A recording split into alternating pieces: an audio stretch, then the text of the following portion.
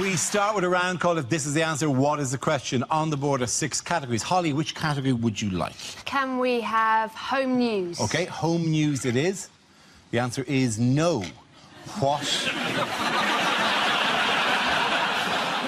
is that going to be about, I have no Dara? idea what story this could possibly refer to.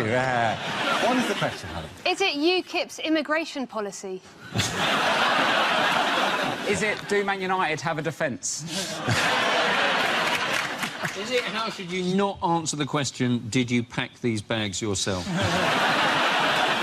Is it what is the least uttered word in a porn film?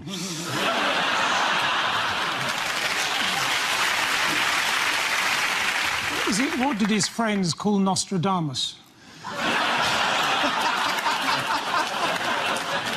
Is it, what type of oil painting is John Prescott? Is it the answer to the question, do you want to be in my gang, my gang, my gang?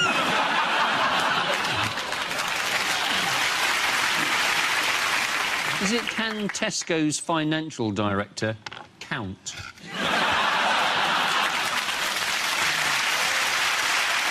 If we could possibly now move you towards a correct answer. Is it normal to take all your clothes off to have a poo? Is it would Dara look sensible in a Fiat Cinquecento?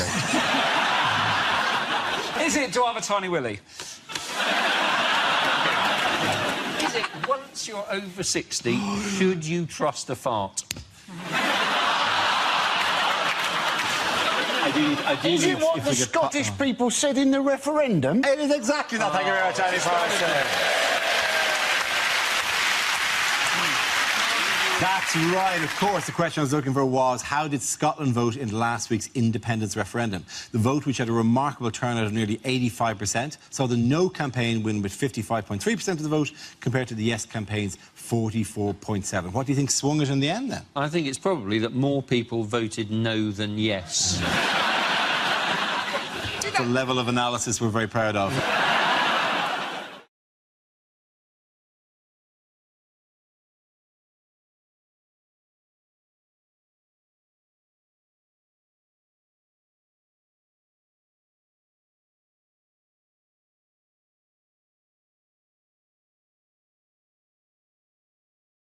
OK, here we go.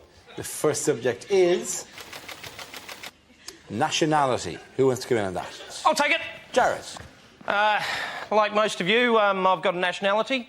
I'm from New Zealand, and the thing is, growing up in New Zealand was pretty tough. It's pretty tough, especially with the name Jared Christmas. That's my real name.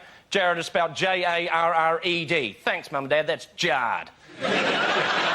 Cheers for the double whammy of Christmas as well. Woo! High school was a treat. For a whole year, I had a teacher. Whenever she was calling the register in the morning, I was never allowed to go, hi, hello, I'm here, good to see you. No, every morning it was Anders, present, Brown, present, Christmas.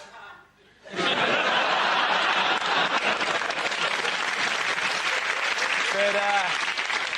I don't want to show off or anything, but I've got an older brother.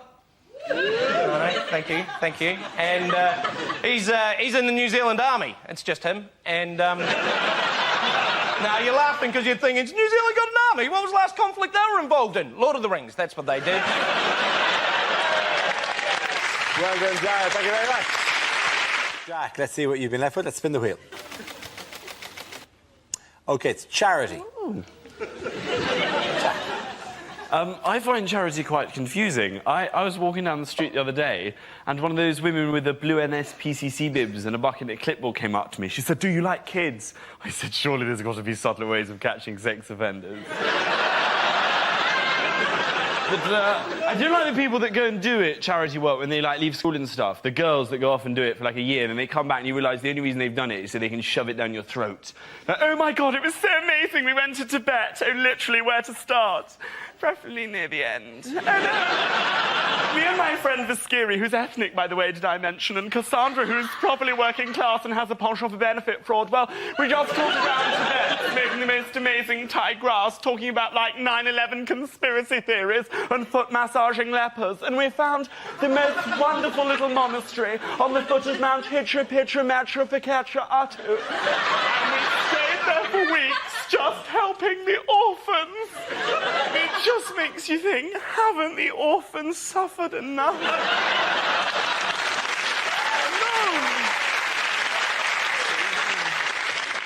I did it, though. I did a bit of charity work once. On my gap year, I went and did a little bit of volunteer work in a special needs school for children and just playing games with them, football, tennis. And it does genuinely make you feel really good inside, because you always win. Well done. At the end of that round, the points go a little bit of it.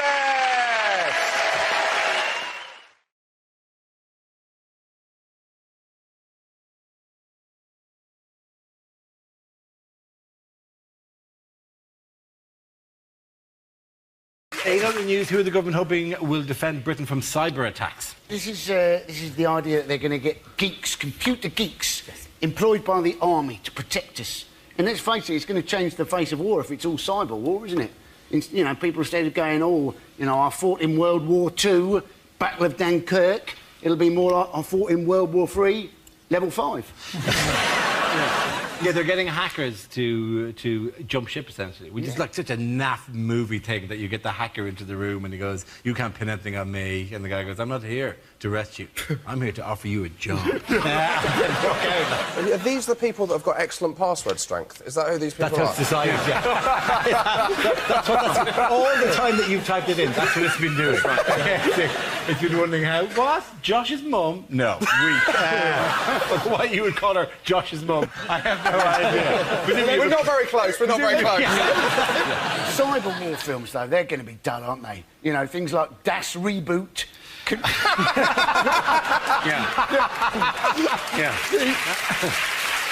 The Great Alt-Delete Escape. That's not going to be a corker, is it, that one? Saving as Private Ryan? Whenever in Platoon, no! I spilled coffee on my laptop! You just got to do the most difficult things on a computer to win it. So it's like unsubscribing from LinkedIn and finding the hashtag key on an Apple keyboard without having to copy it from Google, which is what I have to do every time. My name has a line over the O. My name, my proper name, I professionally have had to dump it because I can't find it on a keyboard. I have to abuse my Irish heritage. I can't. It's somewhere. It's that and that and that, and then that and that. That's good. I'll change my name. It's just easier. They're meant, aren't they? What's their job? They're meant to slow down our enemy's capacity for cyber warfare. Yes. Yeah. Well, simple. Put China on BT broadband.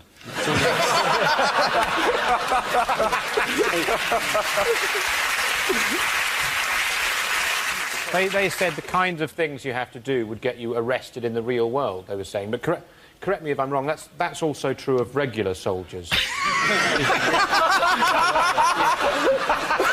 You know, I'm thinking specifically of shooting and so forth. Ordinary policemen know nothing about computers. I don't know if you've been down to PC World.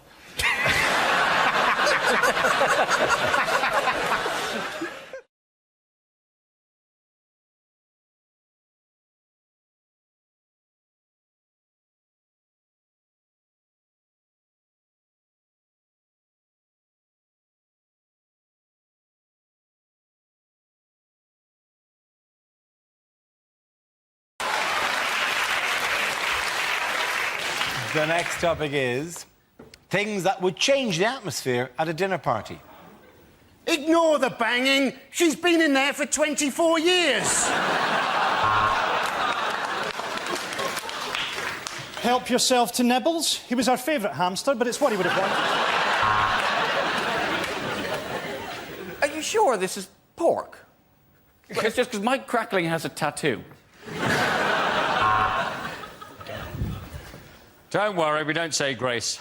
We just sacrifice a child to the great god Imhotep. Doorbell! Excellent. That'll be Heather Mills and James Blunt. Hope he's brought his guitar. I hope nobody's allergic to nuts, because I like to rest mine on the table. Well, this is absolutely lovely. I say we all raise a glass to the Fuhrer!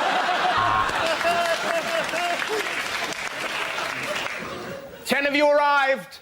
Only one will leave. Anyway, long story short, after about 2 hours, you couldn't tell what was poo and what was chocolate.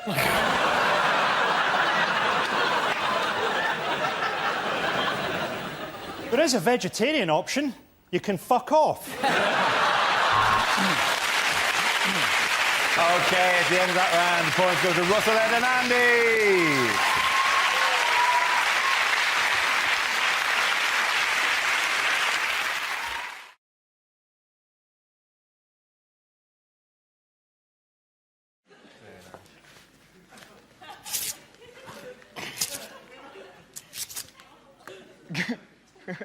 Pretty sure you're looking for the one-armed man.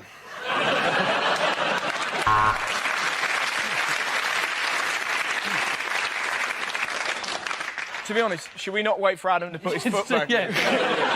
Probably should have done that one last, really. Problem. I kind of backed myself into a corner. Quick impression, Heather Mills in the morning. I could not stop looking at that then.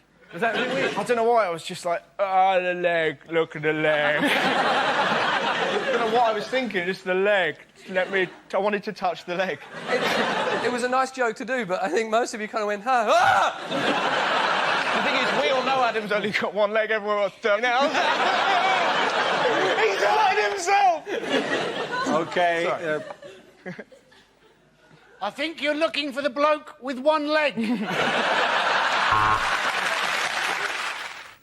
The Met Office have issued a weather warning. They've told the weather not to do that again, or there'll be trouble. Temperatures could rise to 31 degrees. Shit, I've left my baby in the car! And finally, a warning to hay fever sufferers. Don't come sneezing near me or I'll rip your face off. So, here's the summary. Monday shite, Tuesday shite, Wednesday shite, Thursday bollocks.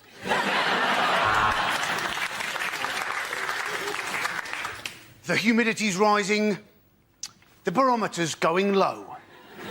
Tonight, for the first time, just about 10:30, it's going to start raining men.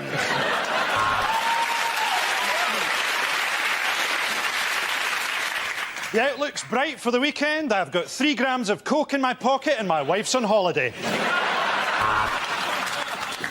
Well, let's go to Carol on the roof of Television Centre. She's not meant to be there. She's just a bit depressed. This part of the country is going to stay hot and wet for quite some time because that's where my girlfriend lives. Oh, yeah. So, it's going to be between 17 and 21, but Berlusconi won't date older than that. It was raining cats and dogs last night. I should know. I was throwing them off my roof. It's going to be -12 this weekend, so if you're in Newcastle, you might need a bigger T-shirt. It's going to be cloudier tonight. I love those German birds. What do you care what the weather's going to be like? You look shit in all your clothes. She felt every part of his 8 inches. He was stiff, absolutely wretched, and even in her innocence, she knew her hamster was dead.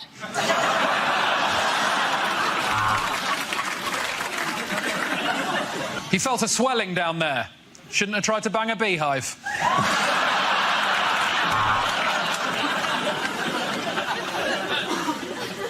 He took her hand in his and squeezed it.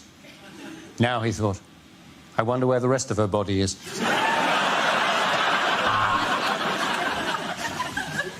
I want to role play. I'll be a prince from a mythical land, and you be your sister.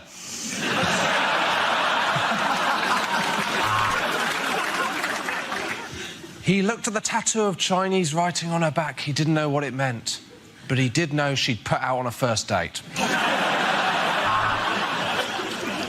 Jeremy Corbyn, you've got me blindfolded. What are you going to do now? Nothing. I just wanted to highlight the injustice of inmates detained at Camp X-Ray without a fair trial.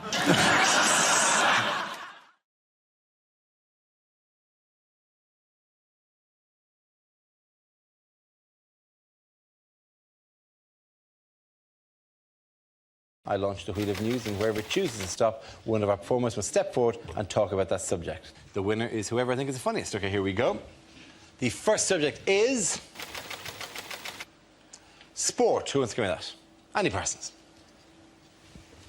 So, it was the Olympic parade last week. It's great seeing it live. Obviously, I had to keep a certain amount of a low profile in the crowd because I was throwing a sickie from work at the time.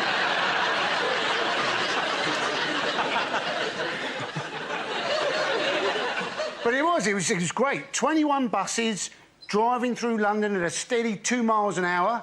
So very like a normal day in London, really. There was an embarrassing moment, though, when one of the conductors rang the bell on the bus and then got the shit kicked out of him by the blind football team. And I realised, actually, that I could get into any sport during the Olympics. The only sport I couldn't actually get into, dressage. Watching a horse walk and then reverse. They call it horse ballet. I don't think anybody would go and see ballet if it was just some bloke walking a bit quicker, slowing down a bit, stopping, bowing, and then pissing off. And secondly, not many people go to ballet anyway because it's shit. Thank you very much, Andy Parsons. OK, let's see what the next subject is. And it's the internet. Who wants to come out? Joe. The internet. You know when you buy things on Amazon and they have recommendations? You know, like the person who purchased this also purchased this. I was thinking I would like to hack into Amazon and put up my own recommendations.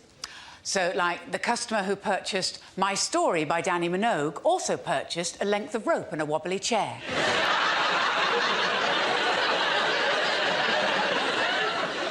Customers who bought the book Fabulous Photos of Puppies and Kittens also bought Why Men Leave. And customers who bought 50 Shades of Grey also bought a great big cucumber. Internet crime is apparently on the rise because of the recession, because we're all short of money. Like, in my family, like, my granddad has to go into a home, and these places are very expensive. But we found somewhere, and it's really nice, because he's got his own sort of kitchenette, he's got his own shower stall, there's an outside space with plants and shrubs and stuff. Best thing is, it's completely free. We've left him in home base.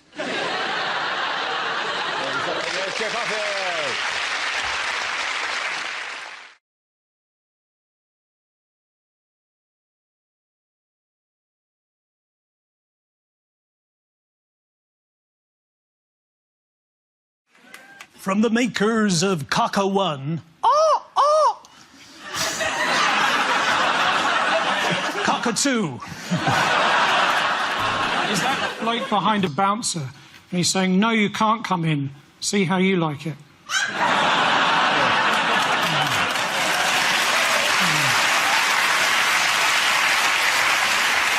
He's saying, apart from the door frame and this coffee mug, is there super glue anywhere else?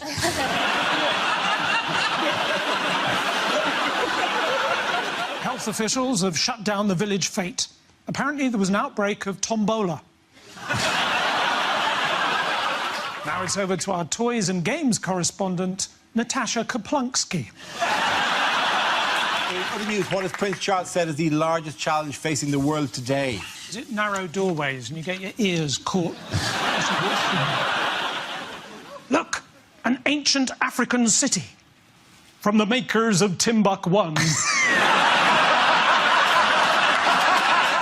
Giving 3-year-olds the vote and still having one ballot box, but 4 different shapes that they have to put through. It looks like a runner bean, only smaller. From the makers of Mange 1. What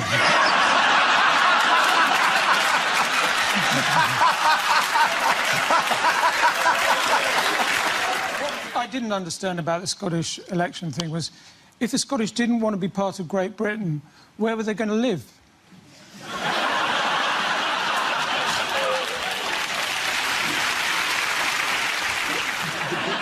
I think people quite like Nigel Farage, because he's a bit of a colourful character, which is ironic.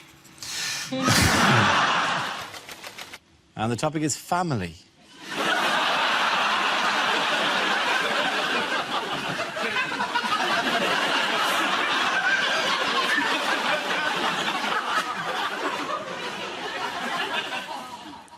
uncle, he was a cruel man.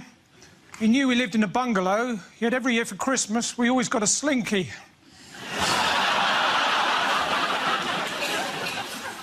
It's a miracle my sister's getting married. I went to the printers to get the invites done. He said, well, what typeface? I went... She seems to like him. My grandfather, during the war, he broke the Enigma code machine. Then he went AWOL. Well, it's not quite true. Then he became an owl. My grandmother, she's been talking about downsizing, and now she's in a little urn.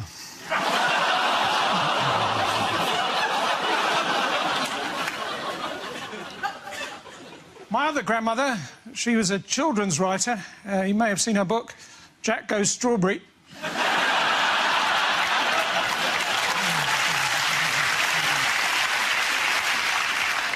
I haven't always been popular with my family as a vegan.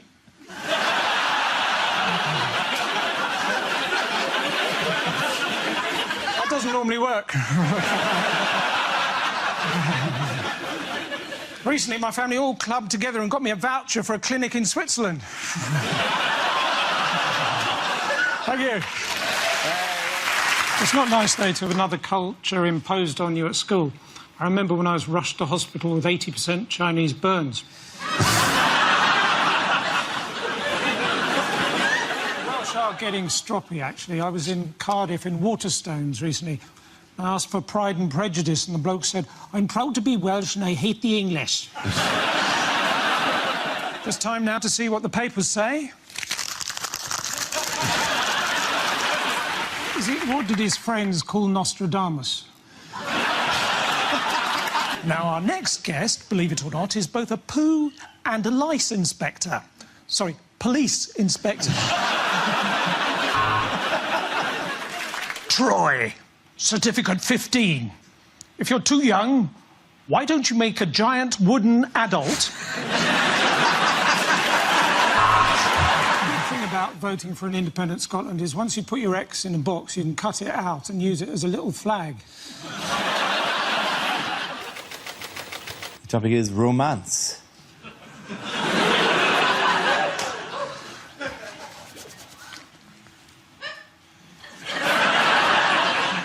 I met my wife on the net. We were both rubbish trapeze artists.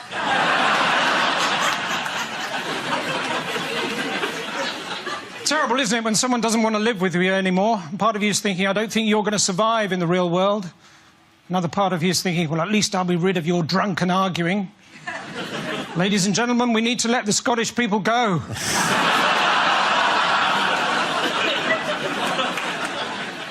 Any Scottish people here? You can go.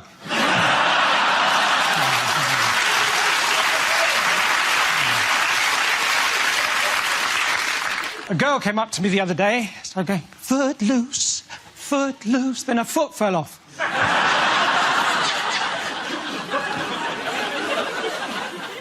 I tried to impress a girl once by putting my foot down on the pedal. Turns out she'd seen a bin open like that before.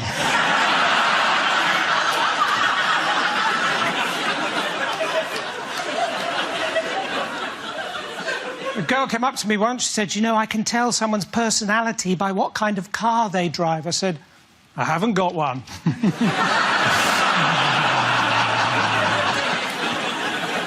So, lads, do you ever get given a job to do and you deliberately do it really, really badly so you never get given that job again? I mean, I hardly know CPR anyway. My wife's giving me the silent treatment at the moment, lying there day after day, beginning to smell a bit now.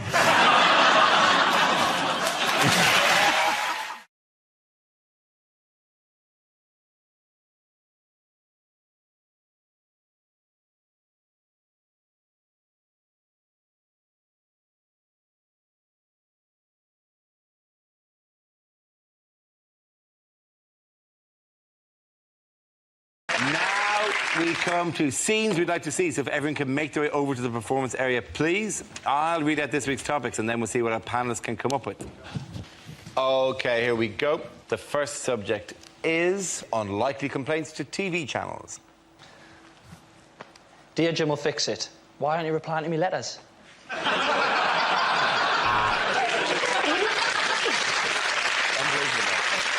Dear Living TV, stop breathing on me, you're freaking me out.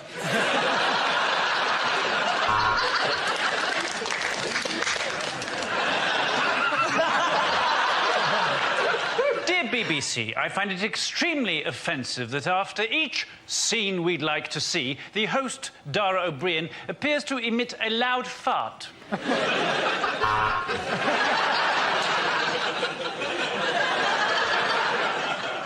Dear BBC, why have you given Andy Parsons that ridiculous wig this week?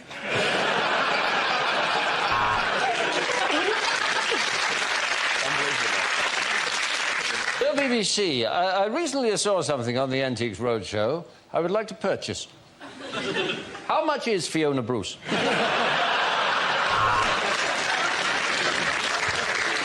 Dear Dragon's Den, I have lost my keys, and for that reason, I'm out.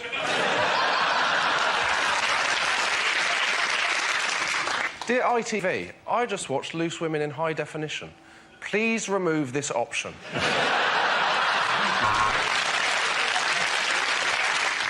Dear Babe Station, sorry for the scrawl, I'm having to write this with my left hand.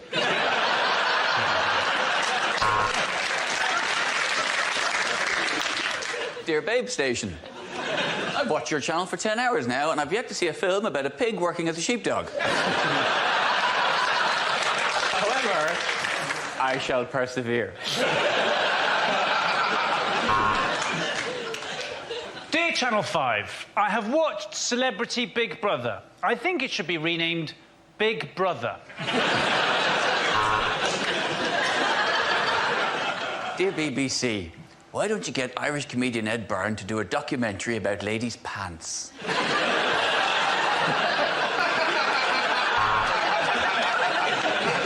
Dear Dave, have you seen Phil? Yours, Bob. Dear Embarrassing Bodies, I'm a man trapped inside a woman's body. I got mixed up between super glue and lube.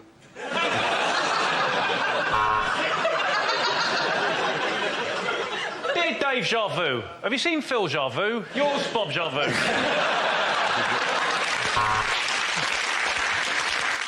Dear BBC, where can I get one of those blurred number plates you always see on television?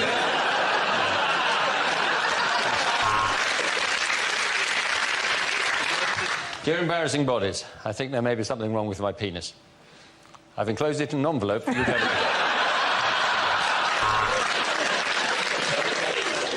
Dear BBC, why have you changed the name of Snog, Marry, Avoid to Three Men in a Boat?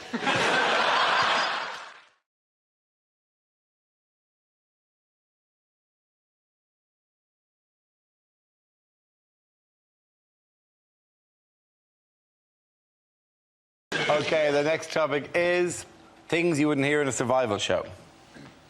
Not all of us survived last night's tropical fruit juice storm. 5 alive.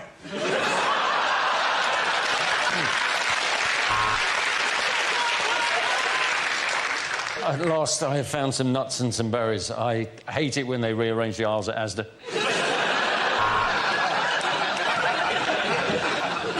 We dropped Piers Morgan and Jeremy Clarkson into a remote area of the Amazon rainforest with no supplies and no means of contacting the outside world.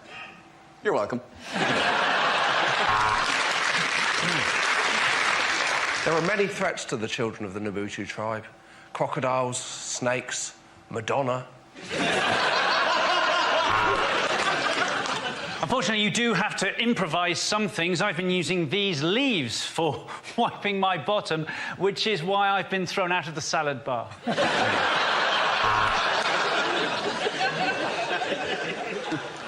And to make this wigwam, I just used 3 poles. Because, well, they're good workers and they're cheap. It's a terrible moment when your fellow mountaineer turns to you and says he's got his arm stuck in a crevasse and you're going to have to cut it off. And then when he comes round, he says, no, not that one. Everyone in this gorilla's family has a role. Unfortunately, I'm his love bitch.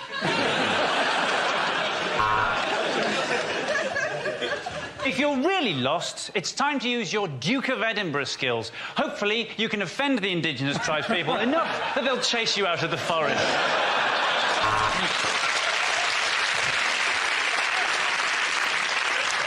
So now I'm going to show you how to make a snare, just in case, God forbid, you ever have to improvise a jazz-style drum solo. Perhaps the most rewarding thing about looking at the women of the Nabutu tribe is they have their tits out. Yesterday, I punctured my inflatable, which is terrible. There isn't a sex shop for miles. So I'm at home, and there's an 8-foot anaconda snake coming through the letterbox. I think it's some kind of Amazon mix-up.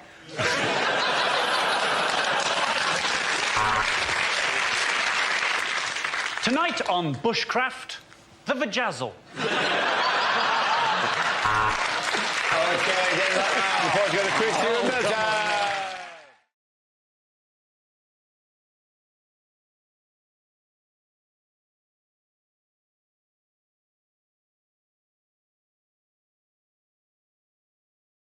A round called Don't Stop Till You Get a Laugh.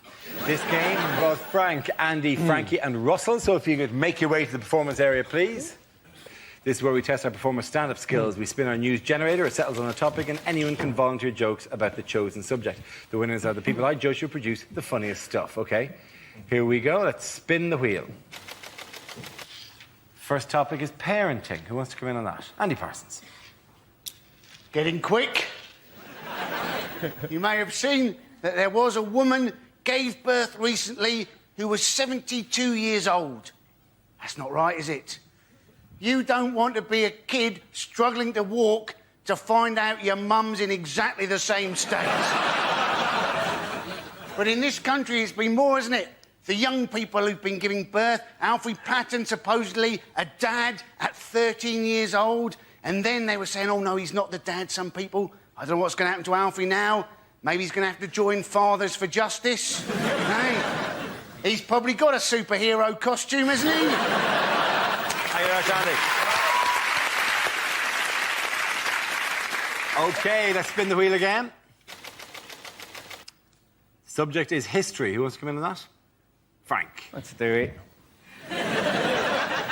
Yes, history. I think it's important not to trust history. Don't take things for granted. I watched that film, The Elephant Man, recently, and it suddenly struck me after all these years that the Elephant Man doesn't actually look like an elephant. He doesn't. The Elephant Man doesn't look like an elephant. If anything, he looks like fresh ginger.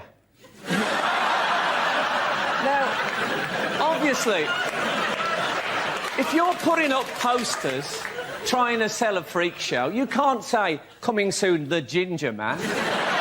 Or people are going to think, OK, they're not the best-looking people in the world, but I'm not paying to see one. Now, you can edit history now, right? They've brought it... Scientists have found out which part of the brain contains your bad memories, and they have developed a drug, you must have read about this, that can actually erase bad memories. It's what Ronnie Wood's 20-year-old girlfriend calls the morning after pill. Thank you very much, Frank.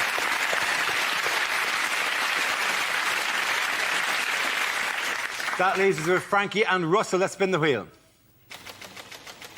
Next topic is Britain's Got Talent. Frankie. Yeah, I actually watched this series of Britain's Got Talent, or as I think it should be renamed, How Bored Are Britain's Women and Homosexuals? Susan Boyle, to me, looks like Gordon Brown playing Mrs. Doubtfire.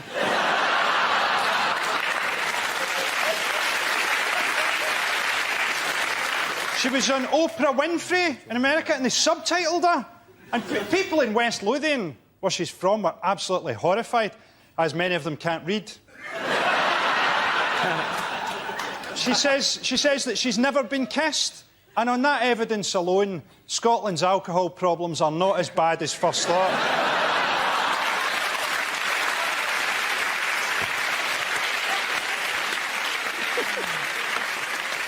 OK, let's see what Russell's been left with. Let's spin the wheel. OK, the topic is human behaviour.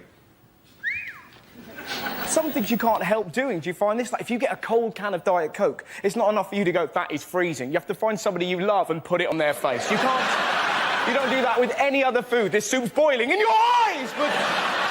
For some reason, you become a fizzy torture, like Mum Fanta to the knee! We're all fairly peculiar. Sometimes you think weird thoughts. I was in Tesco the other day. I was offered a bag for life, and I found myself going, I can't commit to that. You know? I don't know what bags are going to be like in the future. I feel like a tool if I got a plastic one in 2024. People go, I've got a new bag. It packs itself and speaks Spanish. Piece of shit. What can you do? I can suffocate a child. That's all you're good for. He can speak Spanish. I can hurt your hands on long journeys. Well done, Russell. Points there go to Andy and Russell.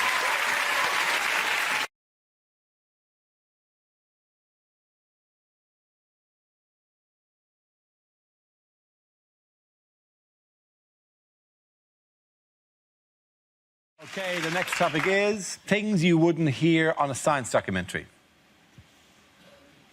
The dinosaurs were wiped out by a giant asteroid. Silly them for all standing in the same place.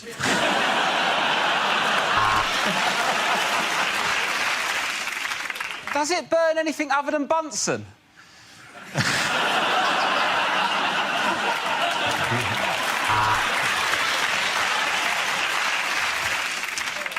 He named the star after himself, and now we find ourselves looking at Arthur Cockmonster III.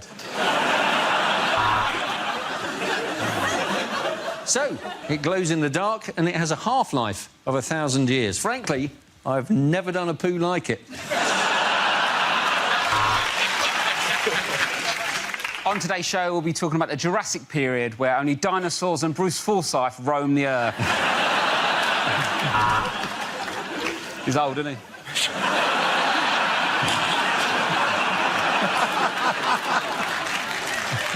For Sarah Palin, it's conclusive proof that man and dinosaur existed together. For everybody else, the Flintstones is just a cartoon. Next, biology. Why is that gorilla so sexy? Let the proton see the electron.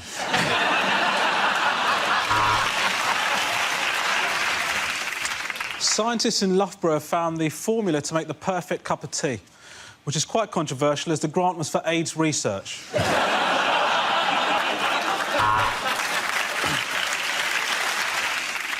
You've been watching me, Richard Dawkins. Good night and God bless. See, and the problem with cocaine is it's well Moorish.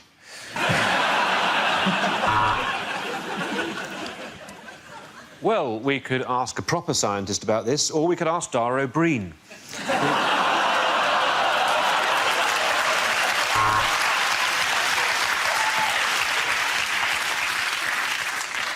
Hello, my name's Dara O'Brien. And to try and bring science to the masses, I'm going to appear in a programme with Stephen Hawking wearing a ridiculous hat.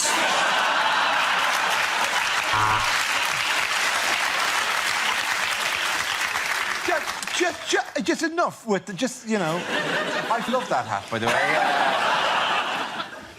Hello, I'm Dara O'Brien. And I've got a massive head and a massive brain. But all I get to do in this bit is just press a little button.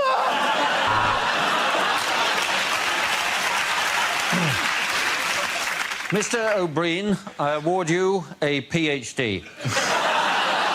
Phenomenal head, Dara.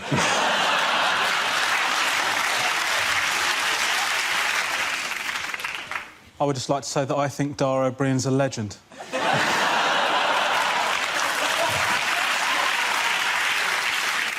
I work with Dara O'Brien. And today, my experiment is to turn this joke into a P45. OK, well done, Jim McMahon. Points go to Ron, Stu and Miles.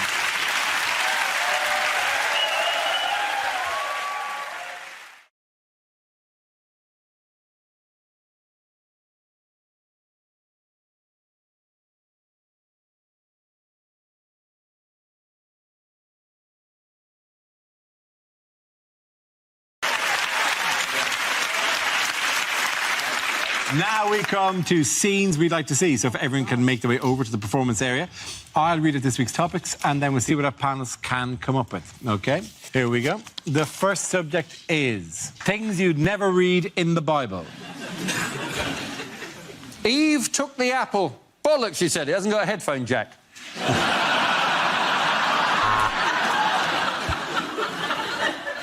And it had all been a dream.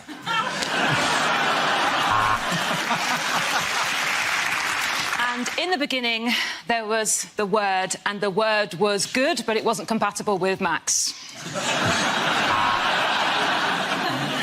And after the Last Supper came the last argument about who had a starter. Oh, I should have known it would be you with a name like bloody Judas. And so it rained for 40 days and 40 nights, and Noah said, next year we holiday abroad.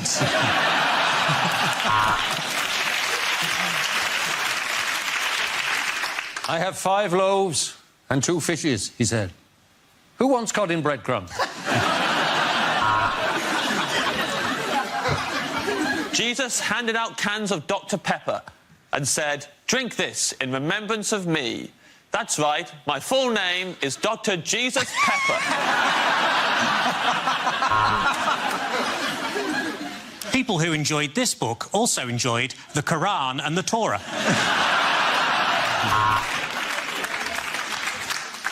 There was stress in the Garden of Eden. Adam wanted to leave, but Eve had voted remain. This book has been rated 18 due to graphic violence, moderate threat and homophobia. God is love. The devil is 40. Match point.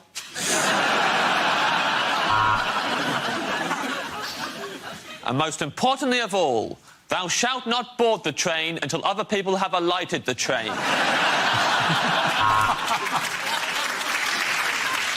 When Jesus saw all of the tables outside of the church, he went mental and started smashing everything up because he hated fates and had lost all of his money on the Guess the Weight of the Cake competition. There is but one commandment greater than these. Secure the talent before you buy the bake-off.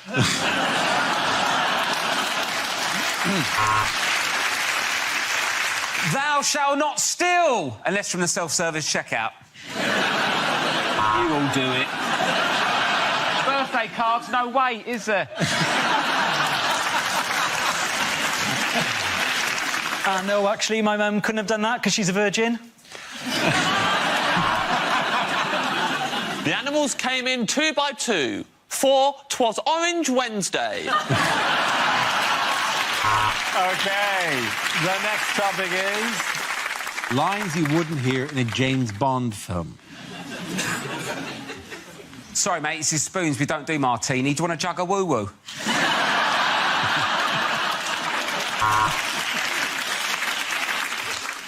We've invented you a new phone bond. It's exactly the same as the old phone, but you need to buy a new charger.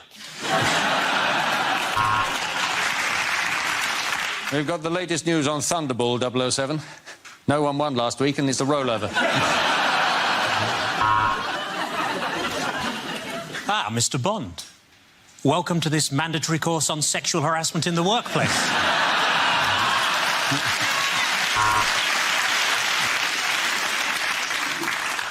Hi, the name's Bond. It's not actually 007, they're zeros. Otherwise, I'd be called, ooh, 7.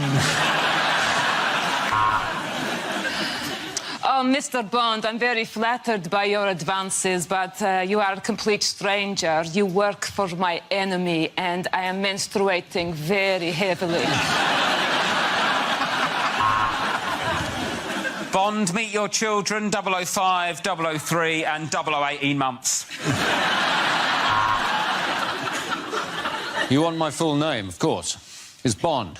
James Skipton Building Society, fixed rate, 1 year, Bond.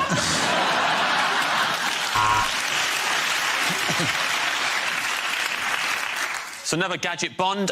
This is a way of distracting your opponents. Some light-up trainers for no reason.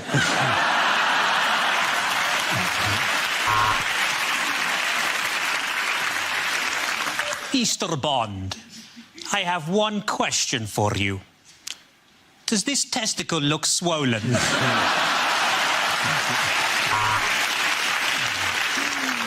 So, Mr. Bond, welcome back. How was Russia? How do you feel? Do you know what? Rested. Mr. Bond, we just want to check that you understand how to use the new equipment. You know you can swipe left, don't you? Blofeld? No, I've never even met Felt.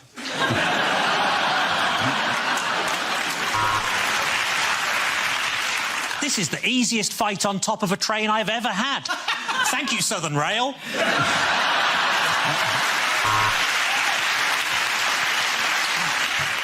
Whoa, whoa, whoa! I've got a girlfriend. No, thank you. The point goes James, you and Gary.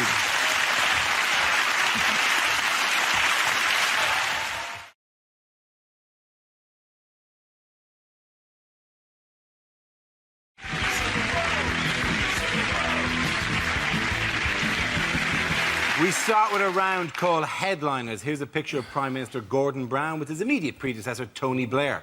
But what does BMCB stand for? Is it Brown's Mental Complete Breakdown? or is it just Britain's Mr. Charisma Bypass?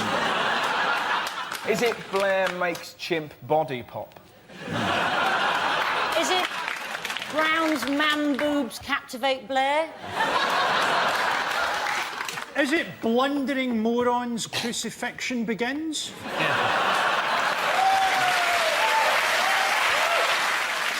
Well, is it just bollocks, my career's buggered? Sometimes that's all satire needs to be. If you look like uncles dancing at a wedding, I would go with British men can't boogie. Yes. or is it... I've still got it. I've still got it. You show them. You show them. It could be Blair might come back. Oh! Very serious. There's an interesting reaction. That came from a dark place, didn't it? Somebody over there was sharpening a scythe. OK, I'm going to steer you towards the correct answer. I think it's Blair. Blair's memo criticises Brown. I'll accept that as an answer. Well done. You've accepted. Is it the right answer or not? But what does BGMC stand for? Is it British Gas Managers Celebrate? Is it British Games Much Crapper? Is it bottled gas meets cigarette? I know this one, actually. It's Barry George, Merry Christmas. Is it bullshit generated on a Mac computer? Is it? Do you think that's how they did it? It's all Photoshop. That's why they had so many people dancing. They just did one of them and then did Control-V, Control-V, Control-V, Control-V, Control-V, It was an empty stadium with just George Bush. Is it... I've got one. Is it Bob Geldof meets Christ? Are you sure it's not barbecue's gone massively cockeyed? Is it properly Beijing Games most costly, I would have thought? Yes, it is. Very good. Well done, you, Jack. Here's a picture of Michael Jackson. But what does JFNG stand for? Is it Jackson's face needs grouting? Jackson finds nose gone, possibly. Juvenile fears now grow.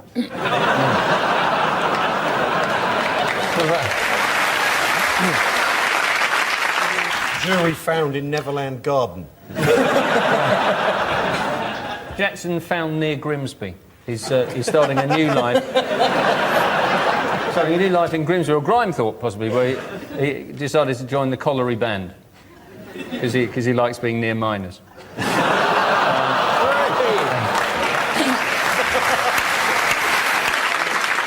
You know, he's now set up a website and a wristband that says "Make Puberty History." Let's just, for legal reasons, he was found innocent, by the way. No.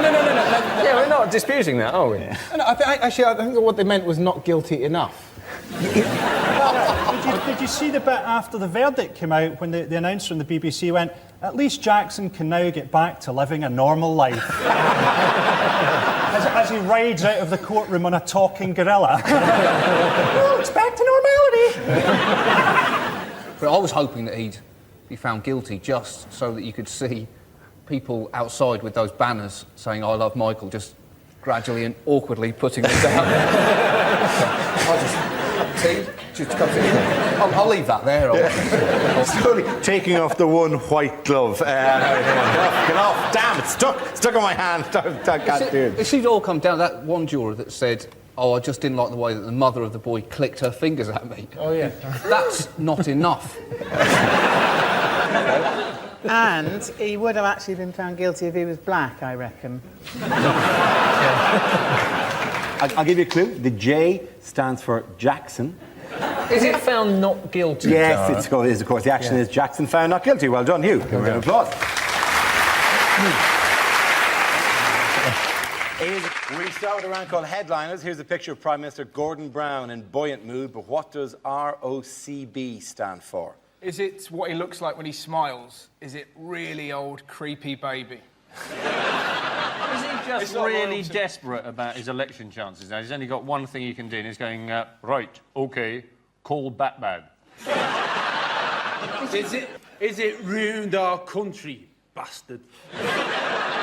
Is he just giving a weather forecast? Is it rain, occasional cloud, blizzards? There's a row over Cameron's bedroom. He's already in there, measuring up the curtains. What are you doing? Do you think he's actually just found a way to solve the national debt? Is he going, rollover could be billions? Is he going, there's a robin on the corner of the building? It would be nice. It would be nice if he just got more distracted by wildlife. That would be quite sweet. He's just trying to draw attention from the polls. No, there's a robin on the corner of the building. It's a true purpose. It's a true purpose that your government's in chaos. Is that a chaffinch? Is it what he's going to do on May the 6th? Is it going to be removals ordered, cab booked? Would I be right in thinking the art was something to do with recession, It would, Dara? yes, you would be right. Is it recession over complete bullshit? It is not that. You're halfway there, remarkably. Listen, that was lovely, the unemployed people. That's it, yeah. We live in Poundland. Is it recession over confirms Brown? That's absolutely correct. Yeah. Well done. He always does it like that. First round is called Headliners. Here's a picture of some cattle enjoying the British countryside in happier times. But what does FAMB stand for? Is it Farmers Assemble Massive Barbecues? Farmers are miserable bastards. Is it fantastic? 1 million burgers. It's actually to do with their earrings. It's actually Frisians admire Mildred's bling. Farm animals must burn. That's probably as close as you're going to come. At the point of seeing too literally minded, would somebody like to tell me the answer actually isn't? And here's a clue. FAM probably stands for foot and mouth. Foot and mouth back. Absolutely right. Well done, Hugh. Congratulations. There you go. Very good. The answer I was looking for was foot and mouth back. The disease was diagnosed in cattle at farms in Surrey and is the first outbreak since the epidemic of 2001 that cost the country an estimated £8 billion. Here's a picture of American presidential candidate Barack Obama meeting Gordon Brown this week. But what does BOTE stand for? Is it Brown overdoes the ecstasy? Is it Brown orders tango enema? I think you know when you've had a tango enema. I think it is probably Britain's oddest twins exposed. Is it Brown impersonates cricket umpire? Yeah. Not taking the game seriously. Take the game seriously, It's very Michael. difficult to get all the letters right. You're not getting the rules of this at all, are you? It's very hard to get the letters according to the words. That's why it's a quiz. Is Gordon Brown watching Bill Oddie's tit extravaganza? To be honest, that is a TV show that needs to be made. Yeah. That's fantastic. Is it Brown's old Todger explodes? If it is, it's a shame that they didn't get that in the picture. Yeah. Sorry, Mike. I've got one that fits, I think. Do the letters match the words you're going to say? Is it? I thought today we could have actually had Carol Vorderman reveal the letters. She needs the work. Is it Brown orders tree explosion? Tree explosion? I think there's very little we can do to help you. Is it Barack Obama tours Europe? Yes, it is. Very good. Very good. The answer I was looking for is Barack Obama tours Europe. This refers to the presidential candidate's recent whistle-stop tour. After visiting Berlin and Paris, he ended his trip in Britain, where he met Gordon Brown, David Cameron and Tony Blair. Here's a picture of the effects of this summer's adverse weather. But what does RFHB stand for? Is it Reading faces hosepipe ban? Is it Rivers flooded? Help! Batman! Is it revenge for homosexuality and binging? Is it rabbits found holding breath? Is it rumour flooding has begun? I think it's past a rumour at this stage. I like the gentle, soft-sell approach you're taking. Is it record floods hit Britain? Well done, Andy.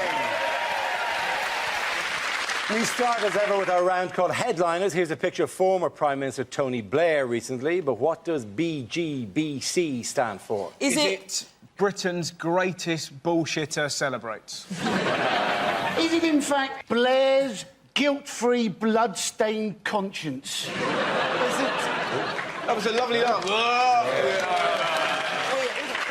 Is he just suggesting what he thinks the next stage in the world should be, the next thing that should happen? Is it bomb Germany, bomb China? Is it? That would have been an amazing turn in the inquiry. If just randomly picked countries and went, yeah, if I was still in power, oh, yeah, you'd be gone. Hey, gang, is it Blair? Great Britain's catastrophe. Oh, I'll go there. Is it just a description of him? Is it like balder, greyer, besotted by cash?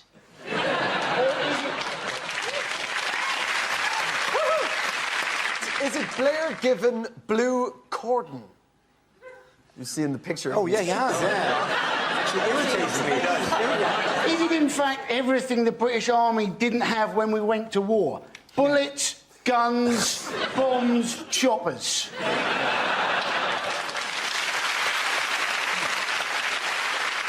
Is it Bush's grinning bum chum? Would somebody give me the answer? Blair grilled by Chilcot. Very good, well done, Andy. Here's a picture of the Prime Minister speaking recently. But what does CATL stand for? Has he just gone really straight? Is he saying, cuts and ting like? I believe that's how people... Yes. Is it CNA totally looted? Is it, in fact, a lot of the stores that were looted that Cameron has never set foot in his life? Costcutter, Argos, Tesco's, Lidl. Is it Cameron attempts tit lunge? Samantha? He's dancing. It looks like he's dancing. It's Cameron attempts the lambada. Is it Cameron's a tosser? Lol.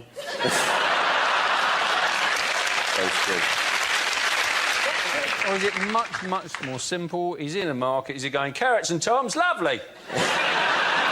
Is it actually more simple? Is it more simple? Go on. Is it, in fact, couldn't arrange a turd in a lavatory?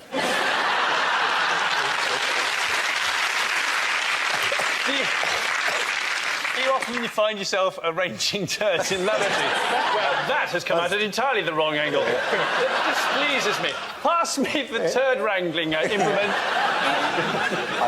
The correct answer, please. Is it Cameron advocates tough love. Very good, thank you very much. Dennis. Here's a picture of two of the world's most powerful men getting to know each other on a golf cart. But what does BCSR stand for? Is it buggy contains stupid redneck? Is it Bush chooses Scottish rent boy? Two very different tones. Is it Bush can't spell relationship? Is it blowjob cements special relationship?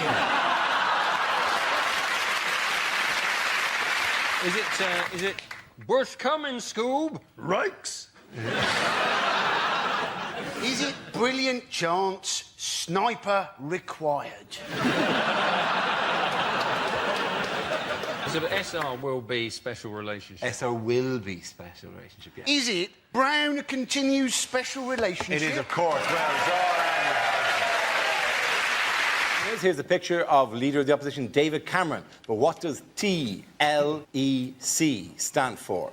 Is it Tories launch exfoliating cream? Where would you put it? Or is it the Top Man launch Eton collection?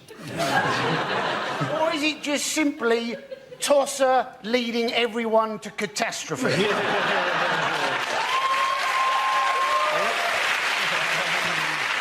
Are you not a natural Tory?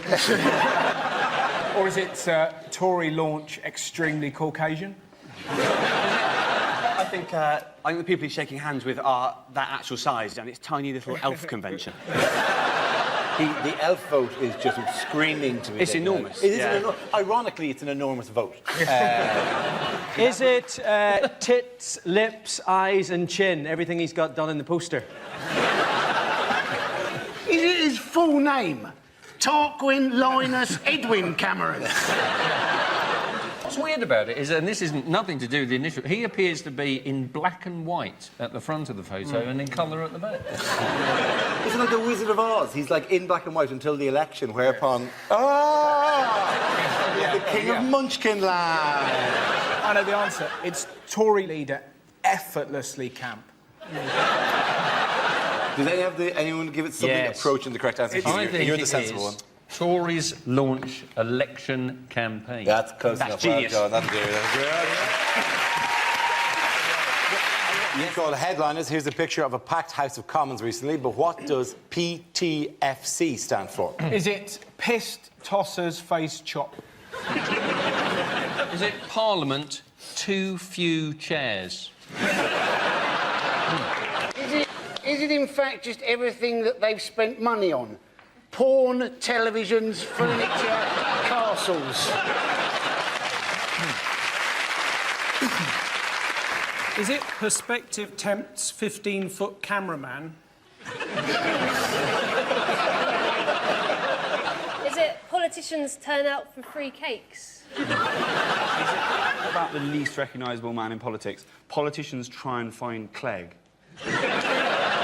Or is it they're actually playing a game, pick the fattest Conservative? Is it in fact the new Labour car scrappage scheme? Toyotas for Conservatives. Imagine how good that'd be if I managed to say Prius and Toyota. Personally, I drive a Prius. The handling is incredible. You enjoy my new Prius, darling? Yes. It goes 0 to 60. Or is it performers try find caption?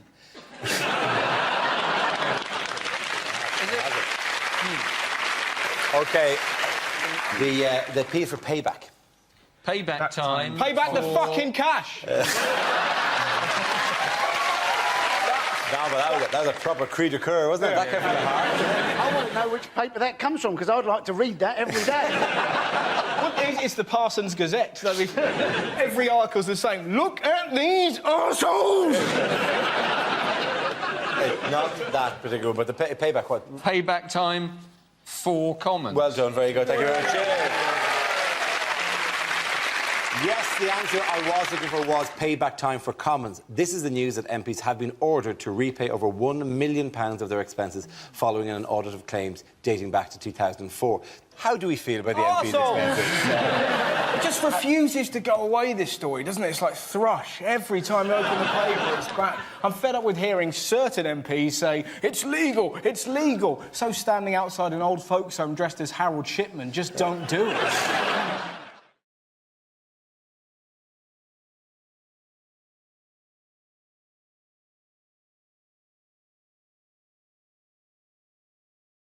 Unlikely lines from a war movie.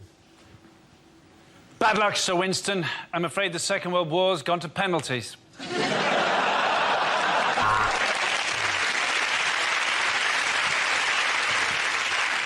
I'm going to go and rescue a horse that's trapped in the wire. You put the potatoes on.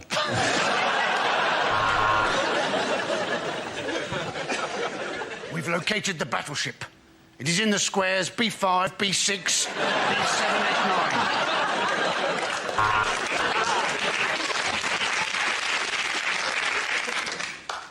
9. I was sent upriver in Vietnam, tasked with killing a renegade colonel. That was one hell of a gap year.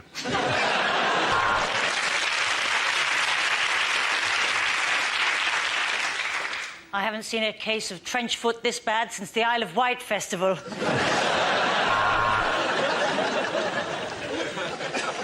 It is better to die on your feet than live on your knees.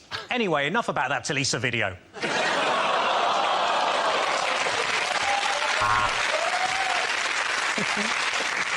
Well, if nothing else, this is going to make a lovely tapestry.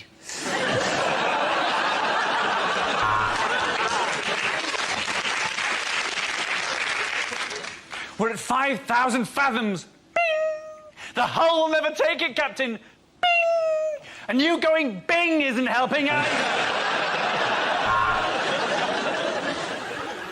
Louis, this could be the start of a beautiful friendship, but only if you dress up as a nurse and give me a discharge.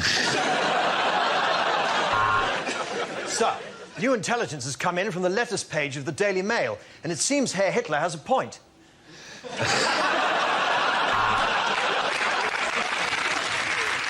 I can't stand the sound of the guns.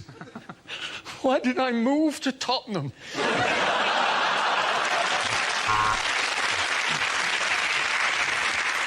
In the Marines, our motto is, no one gets left behind.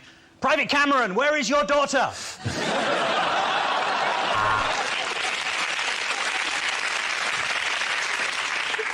We make an amphibious landing here. We scale the cliff, avoid the sweeper, bounce on the big balls, and I'll meet you in the wipeout zone.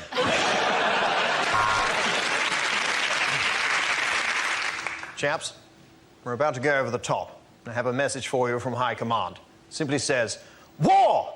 What is it good for? Absolutely nothing. Say it again now. War!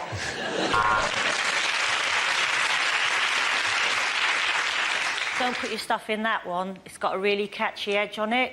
I call it the hurt locker. Medic! Medic! Medic! I'll tell you what the problem is. I've been shot in my dick. OK, and the boys over to Chris, you and Gary.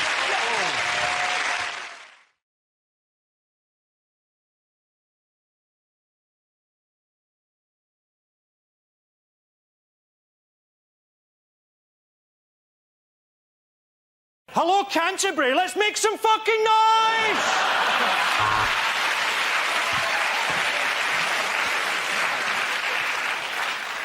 Well, the locals here on the Shetland Isles have given us a tremendous welcome. Today we have our act of worship, and tomorrow they're burning me in a wicker man.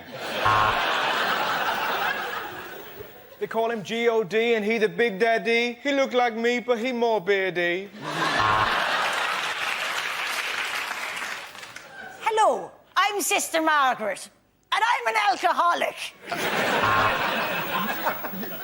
The parishioners will now go forward to receive communion, if they can get past Atlas and Predator. Christians in one corner, Muslims in the other. Let's get ready to rumble!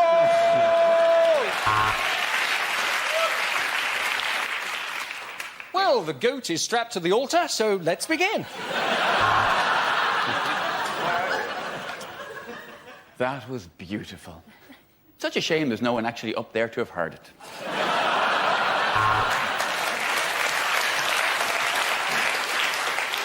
And we appear to have a streaker.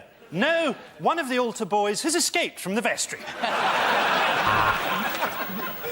If you're enjoying this, why not turn over to BBC Three, where you can enjoy Songs of Praise uncut. Well, now, choir of the week. They're not the Von Trapp family, but they were the Trapp family. It's the Fritzels from Austria! The next reading is from St Paul's first letter to Jim'll Fix It. At the end of that round, the points go to Frankie, Hugh and Ed.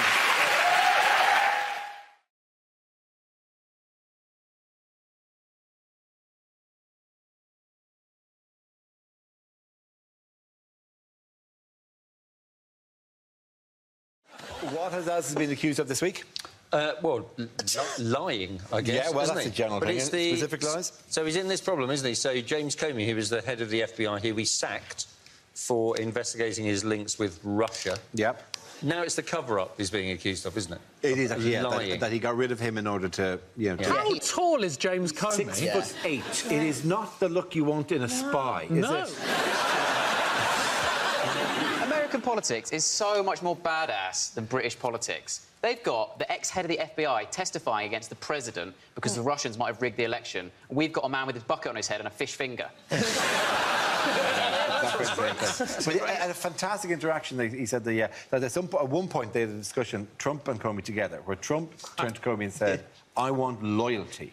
And Comey said that he just stood there not saying anything, hoping that he could get out of this moment, and eventually had to say something and said, I can promise you honesty. And Trump said, yes, honest loyalty. What? That is like going to a lady going, I want sex. And she said, we can be friends. And you go, yes, sex friends.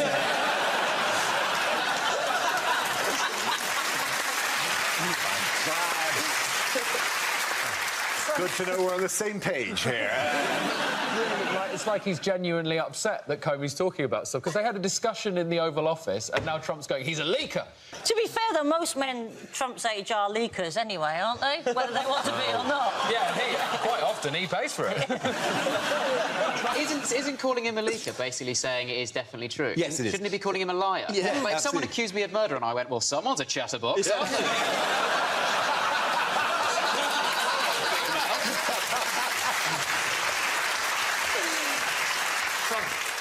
Trump's got to be careful with all these lies, man. It gets you in trouble. Let me tell you a story, Dara. I'm always happy for about a little boy named Pinocchio. He was a little wooden puppet who came to life because he was possessed by a demon. And he would go around and he would lie to everyone because of the devil. And then all the villagers, they put him on a bonfire and they burnt his soul to ash. And Trump should learn, you never trust a puppet. And we've all learnt an important lesson there. You fucking idiot. Do another one, another one. No, literally, no. I want to hear James's version of the Bible. The entire thing. In the beginning. No.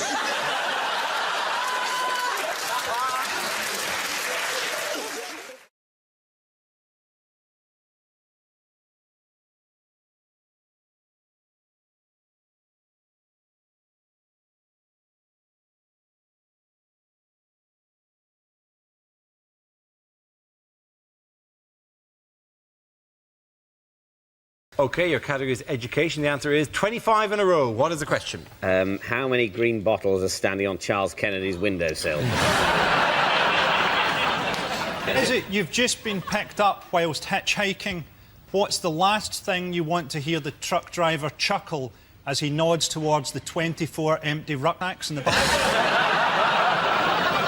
Is it how many times has Dara O'Brien cracked one off on Blue Peter?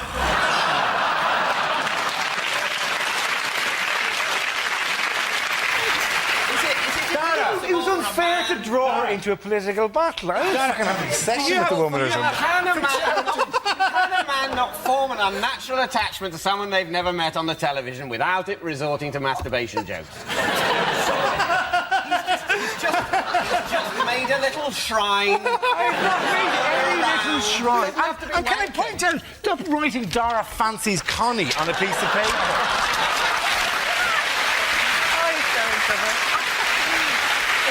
I think she's twice been unfairly dragged into political discussions that are not of her doing, and that's what I'm defending here. Is it for how many years has the UK finished bottom of the Eurovision Song Contest? Is it how many times has... We won it in 1997, happen to know. Did we?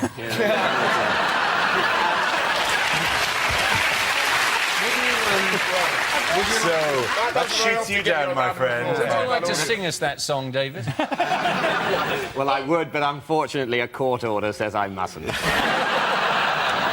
It was Katrina and the Waves, actually. Is it how many times does Victoria Beckham throw up during lunch? Is it how many letters are there after A?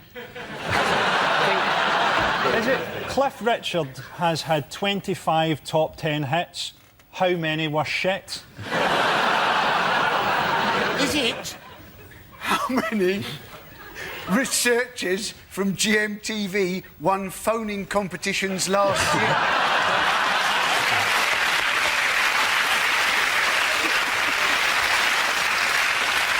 They're just very good on those questions.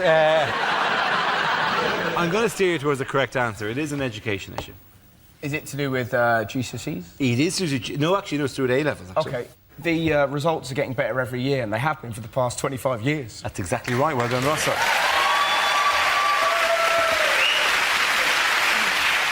Yes, the question I was looking for is for how many years have this country's school exam results been improving?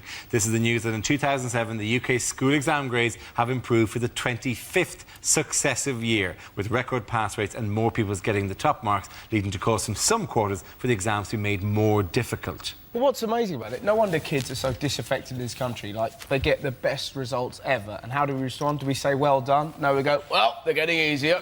In my day, you had to write 50 essays in an hour, and a man poked you with a stick. If you got one wrong, they killed your mum. Now get out of my room. And you sat there going, just back off, Grandad, I'm cleverer than you. You do put young people in this country in a ridiculous catch-22, where all the coverage is about how stupid young people are, but you give them one chance to shine, and then they all work really hard and get A's, and then you tell them it's further proof that they're stupid. What this is a massive argument in favour of is a huge cut in funding for education. Rather than making the exams harder, let's just make the pupils stupider. That's a very good point. Clearly, too much money is going into education. You're educating them too much at this stage. People say that education's screwed, and then at this time of year it becomes clear that it's actually too good. Better than we need. The thing is, though, everyone gets to go to university now anyway, because everything is a university. It used to be you'd turn up to do a gig in a uni and you go, didn't this used to be a polytechnic? And now you turn up and you go, wasn't this an all-night garage? Wasn't this a swimming pool last year? There's a thing in Scotland this week where they've introduced philosophy for primary school children, who are already quite philosophical, having watched all their brothers and sisters die in a series of unrelated chip pan fires. Are girls still doing better than boys? Now, boys apparently are closing that gap. Yes, by only a tiny percentage. There will always be differences because boys want the tit and the girls want commitment. So there'll always be. I always found at school the one thing I could never work out was how to get girls' bras undone. I just couldn't work out. And then eventually I realised that these girls were wearing a different type of bra from my gran.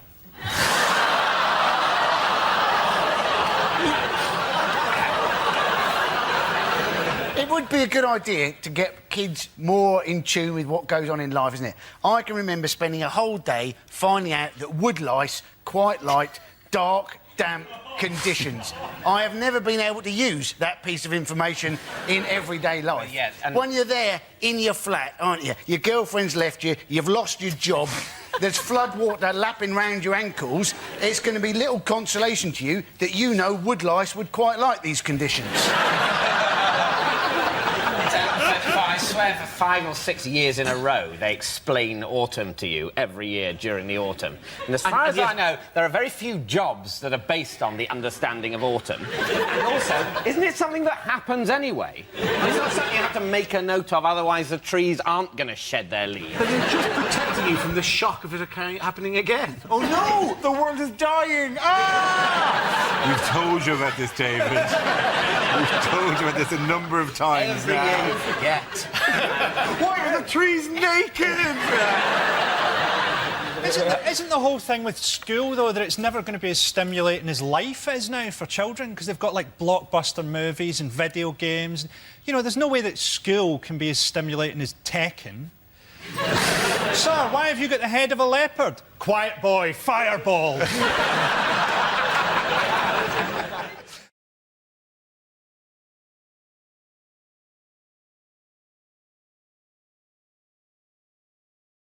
The news, what's going on here? Is it Labour announcing the new replacement for Trident?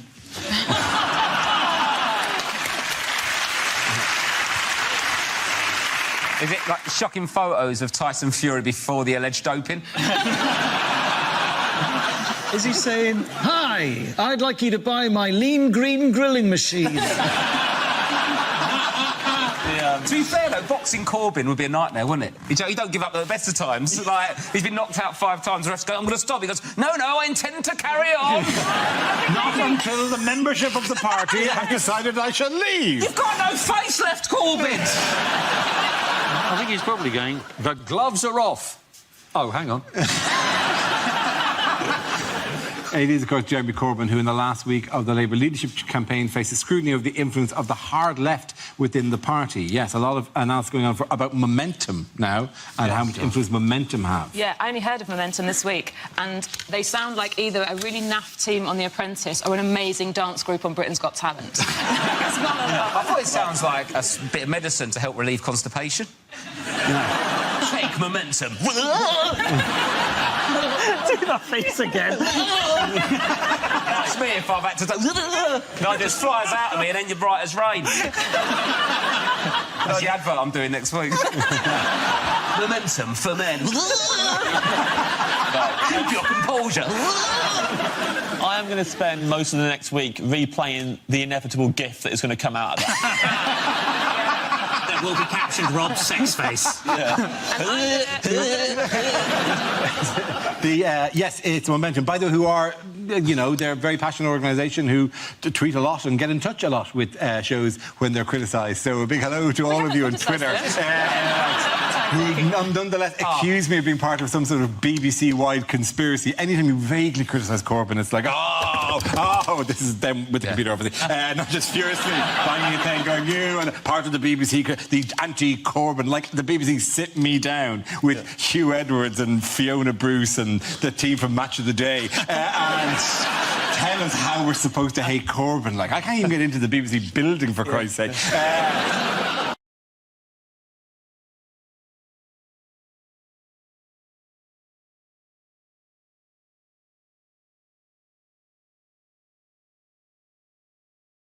The first subject is unlikely lines from a costume drama. Madam, I'm in line to the throne, and as such we shall be dining somewhere that befits my title. Pizza Express Woking. Batman. I mean, I suppose technically it's a costume.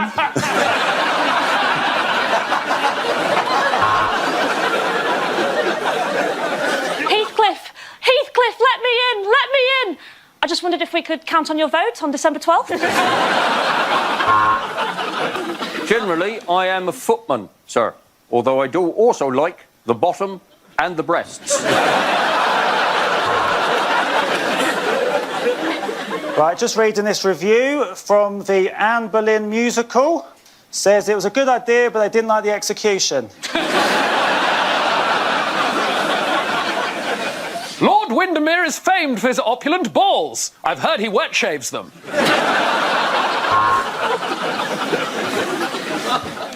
Jeg land. Jeg lives. Men jeg kan et stort accent.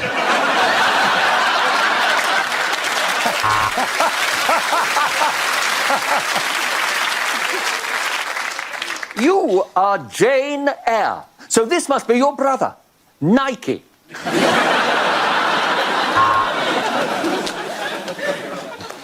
That new servant girl is so cold and unresponsive. Watch this. Alexa? Alexa?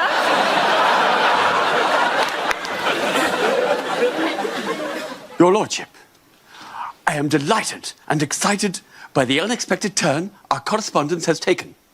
I await, with feverish excitement, the next portrait of your engorged penis.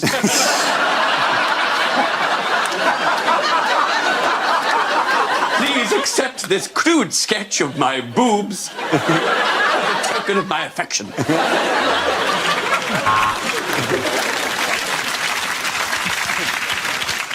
My heart is in my mouth.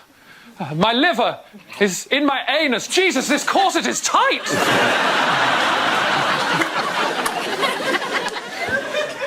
Carson, please get your hand out of my trousers. When I told you to go below stairs, it wasn't a euphemism. My name is Maximus Decimus Meridius. So, yeah, that's Mike, Alpha, X-ray, India, Mike.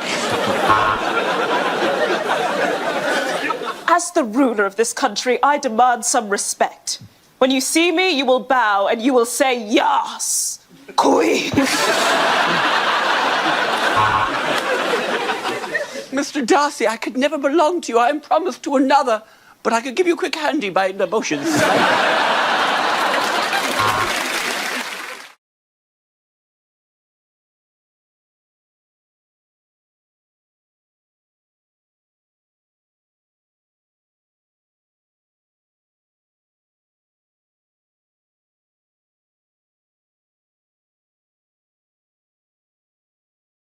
Unlikely things to read on a motorway sign. For Middlesbrough, take the exit marked hell and then lose the will to live. Accident. You were one. Love, Mum and Dad.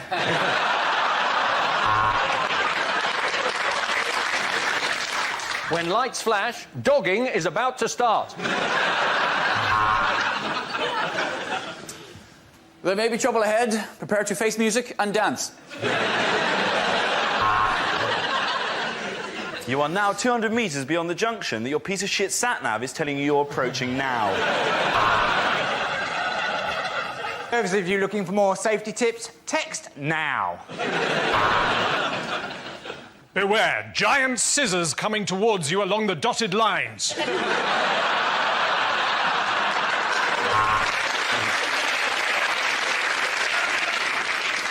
Turn on lights in tunnel. They're on the right, just above the entrance. Turn off the sat-nav. Use the force, Luke. The North, where the men are real men, and so are quite a lot of the women.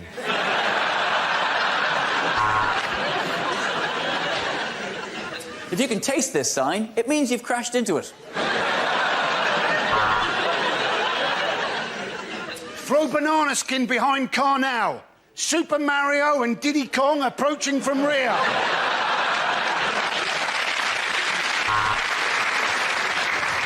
There was a young man from Preston who tried to drive to Heston. The sign wouldn't rhyme and he ploughed into the back of a juggernaut.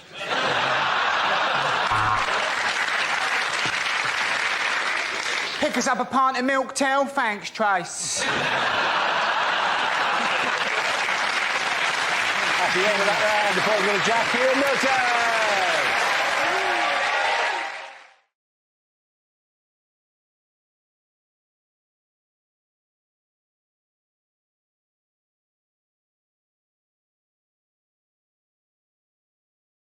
leaves us with Mickey. Let's see what topic you've been left with. Let's spin the wheel. And the topic is food. Oh, here you go. Now, this is one of my favourite topics because I absolutely hate restaurants. And my wife loves restaurants. She's middle class. She's been skiing and everything. And she loves a restaurant. She says, can we go to a restaurant at the weekend? And I say, yes, we can. And we're there. We're barely there 2 minutes. And she's like, isn't it a lovely ambiance? And I say to her, I don't know what you're talking about. I've worked out what an ambiance is. It's a night out about poor people, isn't it, basically? It's people with a few quid to say, can we just have one night out about the poor people turning up? You know what they're like. They'll be banging spoons together, singing Mailman's a Dustman, creating an atmosphere. We want an ambiance. So we try and enjoy the ambiance. But something's happened spoiling it for me. There's no tomato sauce on the table. Creating the situation when my wife looked at me, she said, you're going to ask for tomato sauce, aren't you? I said, yes, I am. Because I'm going to have the risotto. You can't eat risotto without red sauce, it's too dry. It's a health and safety issue. You've got to zhuzh it up with a bit of red sauce, right? So I thought, I'm not having it. I said to the waitress, excuse me, do you have any ketchup in the building? She's looked at me like I'm the worst pleb God has ever put breath in. She went off to the kitchen and I saw her making her way back with a pot about that big, about 2 chipfuls of tomato sauce. I thought, oh, here we go. She's tried to put it down and walk away like she's doing a drug deal or something. And I stopped her. I said, hold on, love, don't rush off. And I took a sip of it. And I looked at her, I said, Jess, I'll have a bottle, please.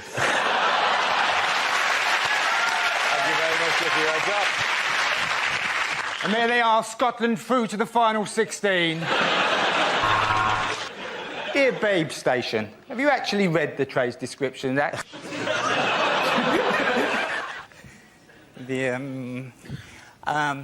A few years ago, my wife and I had a baby. Well, we didn't have it straight away. We had to cook it up for a little while. And so she suggested we go to these classes run by the National Childbirth Trust in our local area. They're very middle-class antenatal classes. They're run by this fascist breastfeeding woman. Who's basically, you can go to her home on a Tuesday night. She's breastfeeding her 9-year-old son during the session. It's not awkward. All the men are checking the coving out. It's come away up there because they should have put glue both sides. That's... No, she's still doing it. What are you going to do? And I think by week 4, she's running out of ideas. So she started on the men. She said, I'm going to ask the men this evening, the men. The men are coming on board. How might they benefit by giving birth to the baby themselves? Can we talk about those benefits? Now, there's 6 of us in a circle. I'm in trap 3. Not the best position. The worst one either. Chap number 1's in the best position. He said, if you gave birth to the baby yourself, he said you'd have an empathy with womankind and her struggle over the centuries, creating a greater relationship with your partner. I was thinking, oh, cobblers, I was going to use that one. Chap number 2 dug in, fair enough. He said, well, if you gave birth to the baby yourself, he said you'd have a bond with the child at a more primeval, physical level. Started crying. Nice touch. Mother Earth looked at me, I'm having a panic attack. It's all gone a bit hazy. She said, Michael? I said, well, at least you'd be 100% sure it was yours.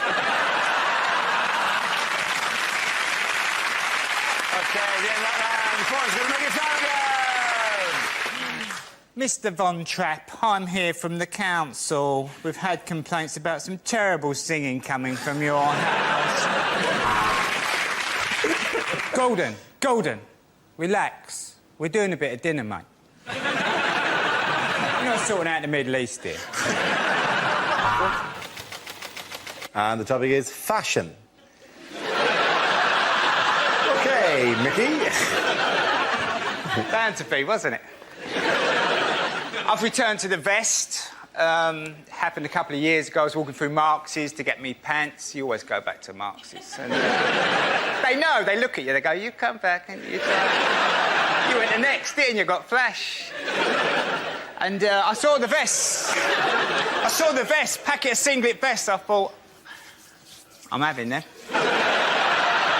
put them in my basket. I covered them over like pornography. Got to the counter, I said to woman, get them in the bag, love, get them in the bag. Got home, I shook one of these vests out, I thought, put it on, I thought, that is the answer. The wife came home, she said, what's all this with the vest? I said, I like them, I'm returned to the vest. She said, I don't mind, but only indoors. So for a couple of years, I've worn the vest, sort of in secret. But the other day, I'd had a couple of cans of beer and I wanted a couple more, so I got up to go out and my wife said, the vest. I said, no more. I refuse to live a lie. I'm standing up for vest wearers all over the world. I marched off down the off here. I've got 2 cans of Stella Artois. Put one in my back pocket, cracked the other one open. And I walked back from the off in my vest. I made a discovery. You drink a can of Stella and wear a vest, you get a bit of space. Well done there. Thanks for your time again. And on Time Team tonight, we're in Stratford on Avon, where we've uncovered loads of monkey skeletons and some typewriters. To be honest, I'm not interested in all this old nonsense, really, but since the end of Blackadder, the work's been fairly hard to come by. The topic is culture. Yeah, I'll see you there, I think. Yeah, here we go, look. Thank you. I know you're thinking this man doesn't enjoy culture. Well, you're right, I hate it. Now, I am an intellectual. I know I left school with nothing, but I did go to university later on when I got a degree when I was 29. It was tough, speaking up during the lecture, knowing everyone's thinking, blimey, the window cleaner's keen, isn't he?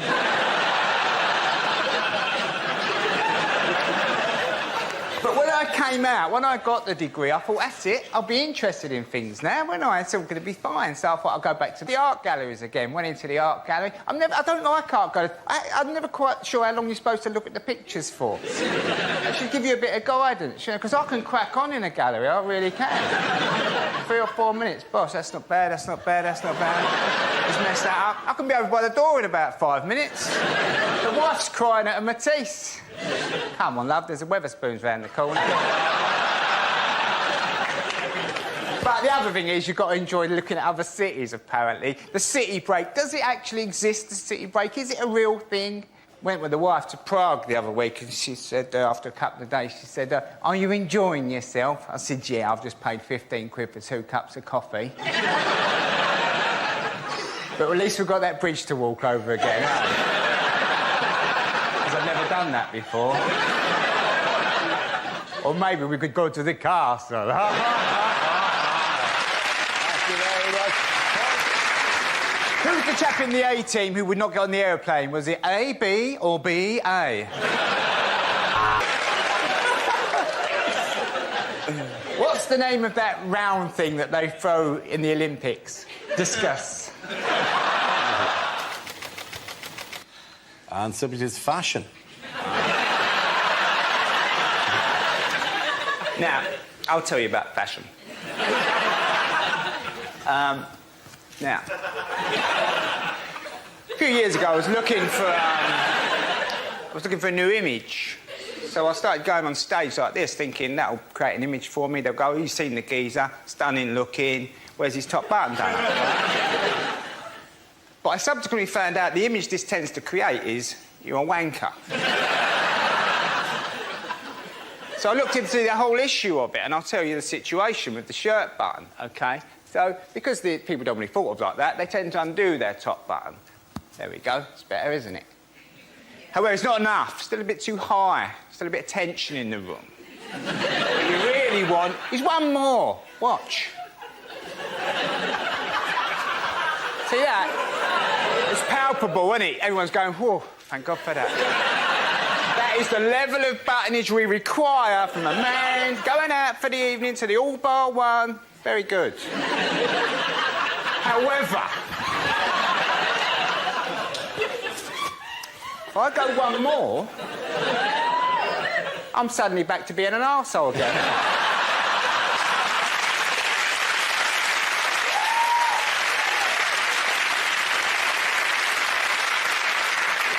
tough is it being a man knowing that you're going through life only ever one button away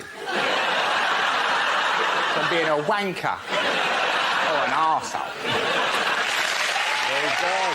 Well done all of you. The points there. And go to Simon and Mickey. Come on, let's sit down.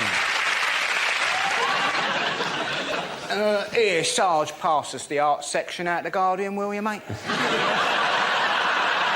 I was about to arrest her, Sarge, but to be honest, my bottle went because she shouted out, "I put a curse upon you!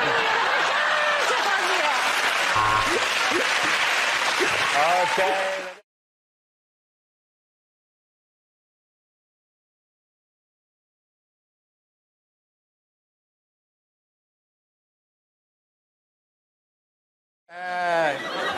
What are becoming less popular with children? Is it pedos?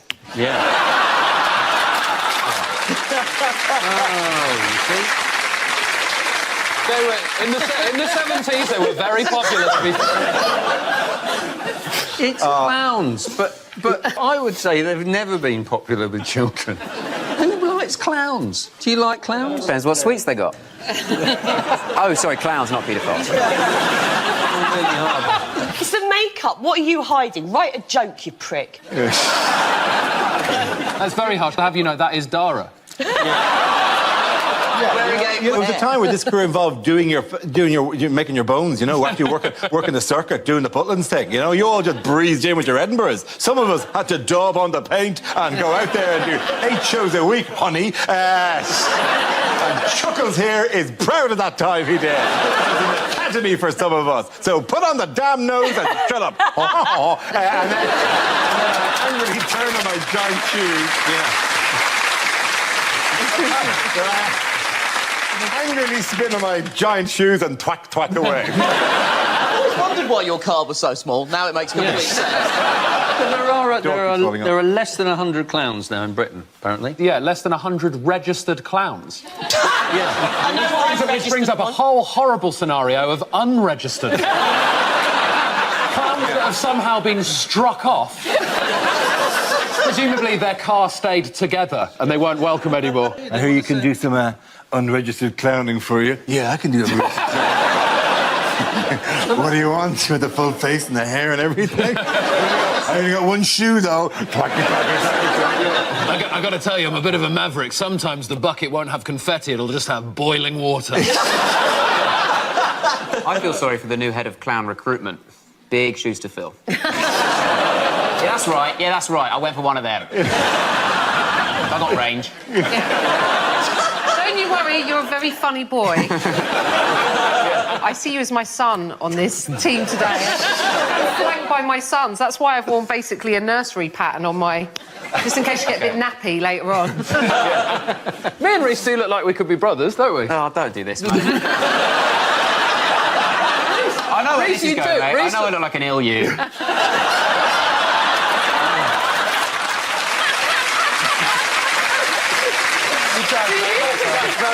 That is very harsh on yourself. You look like me if I died in a coal mine when I was 12.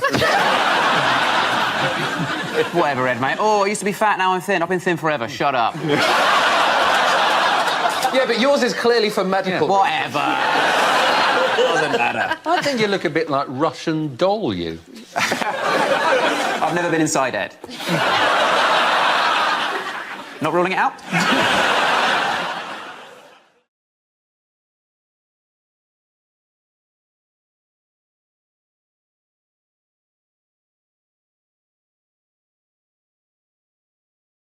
Here's a picture of Tony Blair and Home Secretary Charles Clarke.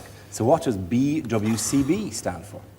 Blair worships Crazy Bush. I know she's not actually in the picture, but is it Blair wants Kaplan beheaded? It's more of a dance thing going on. I think it's Blair wins cha-cha battle.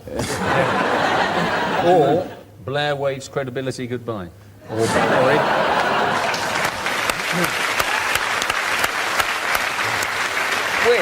They clapped, even though goodbye begins with a G. Is Charles Clarke in the background there, or is he just a tiny wee man who lives underneath Blair's armpit? Pops out every so often to talk about ID cards. Or is it Britain wants Calais back? Yeah. I think it's a reasonable demand. If we talk, if the CAP's on the table and the rebates on the table, let's put Calais on the table as well. What do you mean Calais back? When did you have Calais? We had Calais. Agincourt, have you forgotten? We had Calais right up until quite a long time ago. Calais fell during the reign of Queen Mary I, and she said she died, she had Calais written across her heart. It was ours. What have you ever owned? Well, we had some stuff, then you came along and took it. And now we're slowly trying to get it back off you. So I don't advise doing this for France either. Yeah. So you had Calais for a while, and you think now this is the right time in which to redemand the return of Calais. That's why the Channel Tunnel comes up there, really. It's for troop movement. It's to get... The sudden march on Europe by the panel is quite scary, isn't it?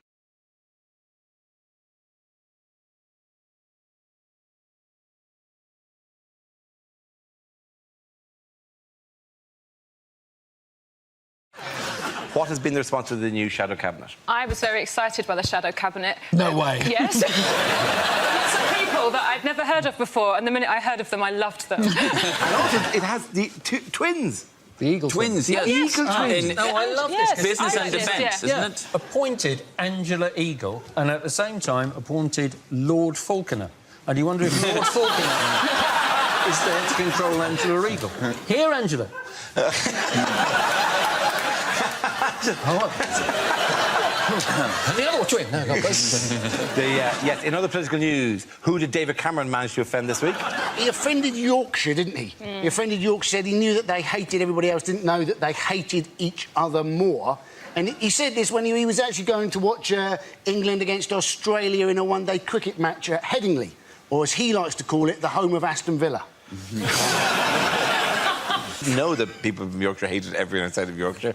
It sounded quite charming. Is that a thing? Is that a thing in this They country? have a massive rivalry, but also within Yorkshire they have a rivalry because it's all split up, it's all isn't it? West Yorkshire Into and- north, south, east and west. So people from Leeds, they hate people from London because they regard them as southern. People from Leeds, they hate people from Sheffield because they regard them as southern.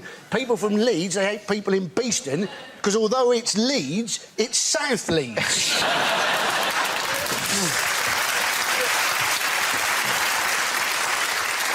To be honest, I'm not really interested in this story. The question I've been asking myself since the beginning of this is, does Angela Eagle tweet? Or does she just go, yes?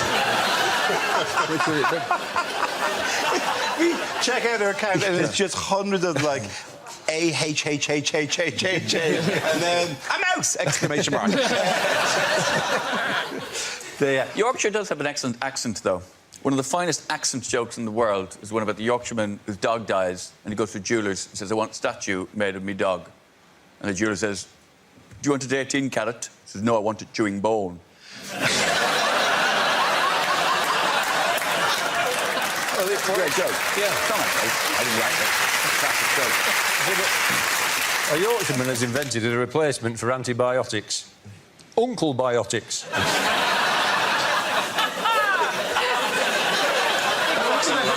No wonder they hate each other if they're telling each other those jokes. You've ruined Christmas again, Dad!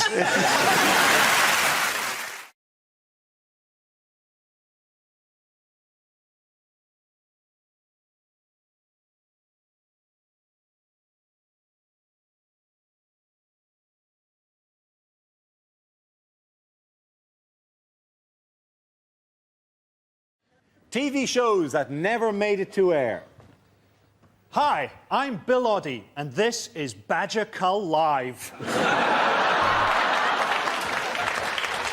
Complicated financial fraud, she wrote. Yes, it's Who Wants to Be a Milliner?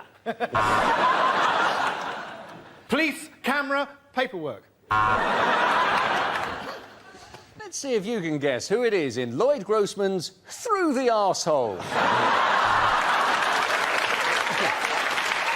Celebrity Love Island. Oh, no, Christ, that really happened. You've been shot.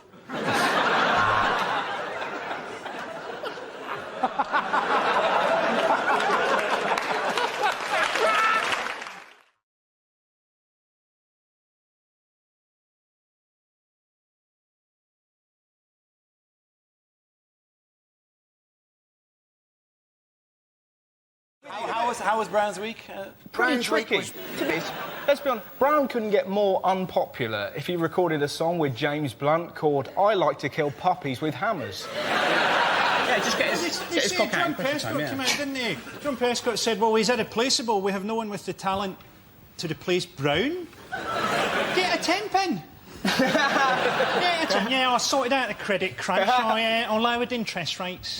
But where do you make the coffee? You know, the Tories aren't going to... the Tories are loving this, presumably. Yeah. They can't even attack Brown at this stage because he's so weak. It would actually look like bullying if they tried to make any points against. When they did the Glasgow East by-election, the Tories, they couldn't attack Labour, but what they wanted to do was to get as few votes as possible so that the SNP would beat Labour. So Cameron turned up in Glasgow and said, Scottish people are too fat because you drink too much.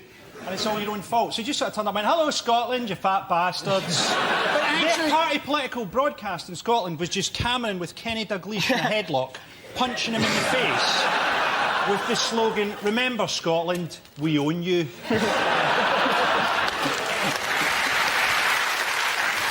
So amidst all these general calls for his head, what is Brown doing now? He's on holiday. Yes, he is. He's gone to Suffolk. Now, immediately, by the way, we're not saying he immediately went on holiday. They're all on holiday now. It's a scheduled vacation. They attacked what he was wearing. Did you see that? They attacked. They're going, oh, you know, why is he not wearing shorts and a T-shirt? Yeah. What do they want him in, like a Borat-style mankini?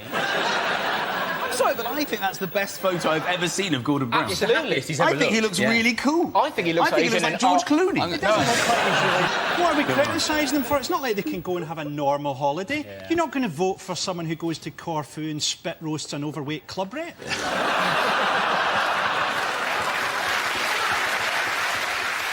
It's hard to have a normal holiday. Like, have you heard, even in Southwold, they're planning a human chain on the promenade to protest against Brown. Imagine that. How lame is that? Oh, I'm not going to the promenade, there's a human chain. I think in this country we're just really bad at, like, kicking off.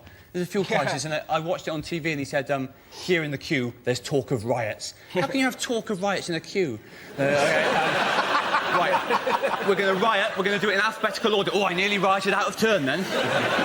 I think that's a brilliant idea, because I think holidays are supposed to be relaxing. They're just the most stressful thing in the world. Just leaving your home is so filled with stress, because you suddenly feel that you have to unplug everything. You suddenly feel your television will blow up in your absence, despite the fact that no one's ever heard of a television blowing up when someone's holiday. You sleep safe and sound at bed in night, not thinking my TV could blow up. And then before you go, have you unplugged the TV? And you unplug everything in your home, except the fridge. We trust the fridge. What is it about the fridge?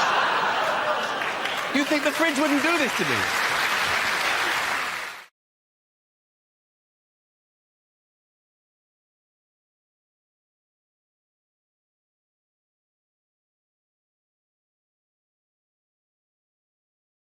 Let's see the first topic, please. The first subject is catering. Anyone's given that? Josh. My favourite place to eat is the breakfast buffet in a hotel. Because at a breakfast buffet, I will eat absolutely everything. That's the rule, isn't it? At home, I will have cereal or toast for breakfast. At a breakfast buffet, I am having cereal and toast as my starter. In combinations you would never consider at home. Coming back and what have I got? Well, 8 hash browns, topped with some Dutch cheese, actually. I have 4 pain au chocolat, 6 croissants, some segments of a fruit I've never heard of, and 12 of the smallest orange juices you have ever seen in your life. I eat so much at breakfast buffet, I'm so tired, I have to go back to bed. And then sleep through to my next breakfast buffet. I'll be mixing the cereals, going crunchy nut cornflakes with shreddies. Who do I think I am, Heston Blumenthal? You've got to do it, don't you? It's like when you're in Nando's, they give you the plastic glass to pour your own drink. I think, well, I'd be an idiot not to make myself a spranter in this situation, wouldn't I? What am I having? Having a Sprocofola, actually, yeah, all of it. What did it taste like? Utter shit, absolutely terrible. Thank you. Thank you very much, Joe.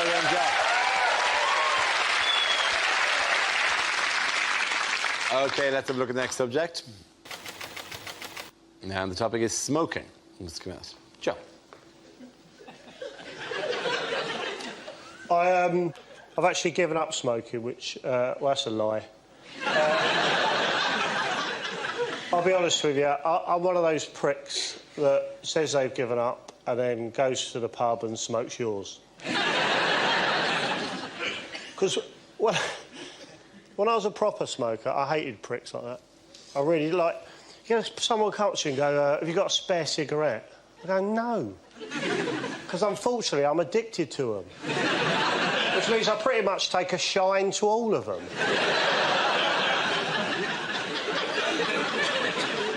Have you got a spare cigarette? Yeah, I do, weirdly, because I'm a 19-a-day man myself. Hence the way, you knobhead. When I was, like... Warnings, they do nothing for me. Like, you know, the warnings, they're quite drastic things. They're like smoking kills.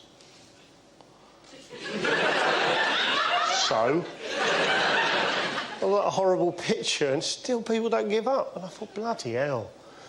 So I've come up with a couple of ideas, right, to get people to give up smoking. They're just ideas, right? You could either put a warning on cigarette packets that says something like, one of these fags has been up a dog's arse.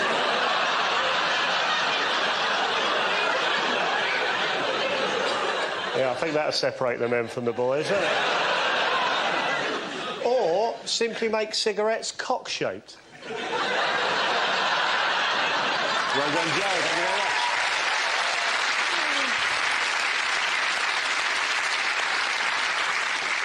So that leaves Milton. Let's see what topic you've got. And the topic is school.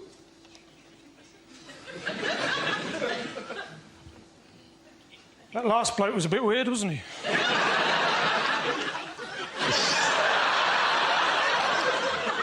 Anyway, I went back to my old school the other day, first time in 30 years. I took a note.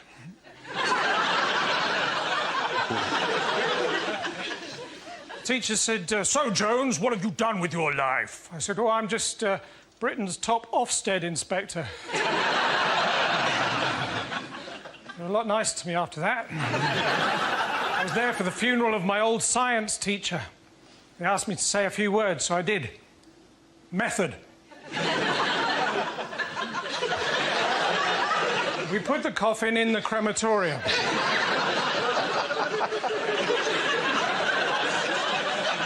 Observations. It burned with an orangey bright flame.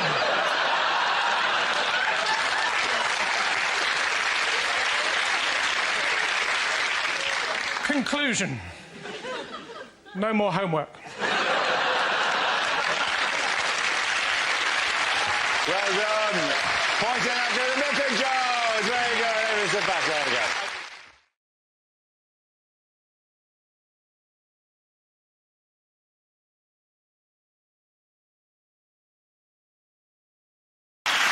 We start with a round called If This Is the Answer, What Is the Question? On the board are 6 categories. Reese, which category would you like? Home news, please, Dara. Home news is the category.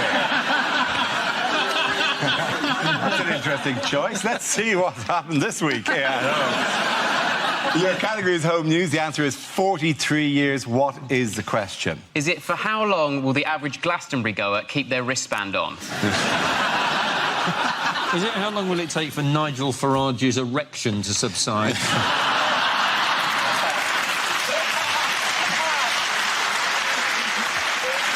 Is it if Jeremy Corbyn asked the shadow cabinet for a high five, how long would they leave him hanging? Is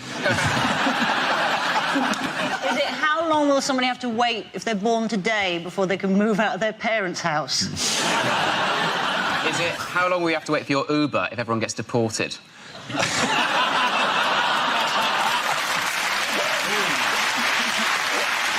Is it how long does Rob take to brush his teeth?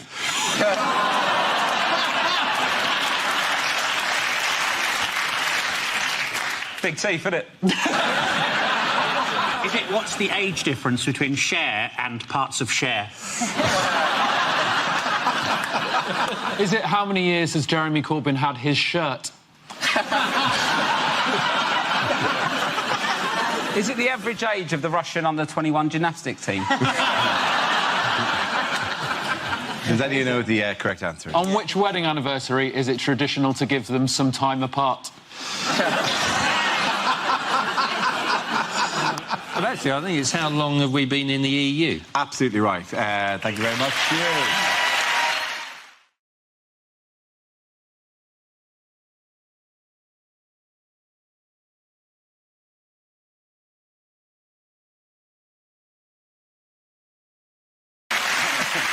Now we play a round called There's a Labour Party in My Pants and Everyone's Invited.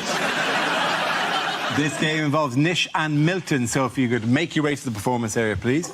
This round is a stand-up challenge. I launch the wheel of news, and wherever it chooses to stop, one of our performers must step forward and talk about that subject. OK, here we go. Let's spin the wheel.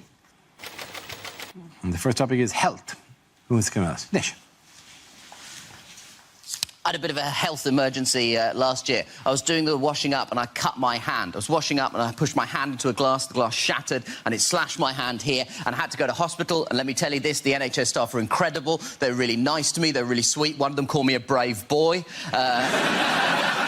Which is good because I was being one, so I don't know what you're laughing at, OK? I'm the one with the badge. Anyway, before I did that, I did something which I probably regret doing. I called NHS 111. Now, if you don't know what this service is, it's a service the government has brought in to replace NHS Direct. So if you have a non-life-threatening emergency, you're supposed to dial 111 on your phones. Now, I'm sure that these people are very nice, but based on my experience, they have proportionately less skill than their numerical value compared to 999, because it was the blind leading the blind.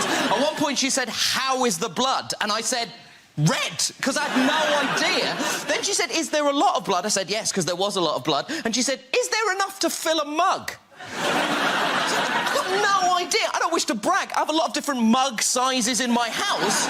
Also, while this was happening, I was just panicking. I wasn't decanting the blood in the hope it would be poured back into my body at a later date. Then she said, "Is the blood flowing or oozing?" I said, "I have no idea what the difference is between those two things is." And she said, "Oh, there's a difference." And I was like, "I'm not getting into a semantic debate with you while blood is gushing out of my hand." And she just went, "Gushing, thank you very much." Well done, Nish, come on. OK, that leaves us with Milton. Let's see what you've been left with. And the topic is transport. When I was at school, my bike was smashed up. It was my own fault, really. I just handed out leaflets saying, "Bullying, let's break the cycle."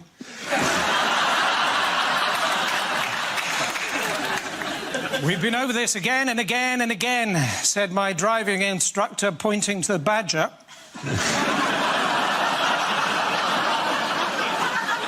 Apparently, there is actually a road in the north of England called Quality Street.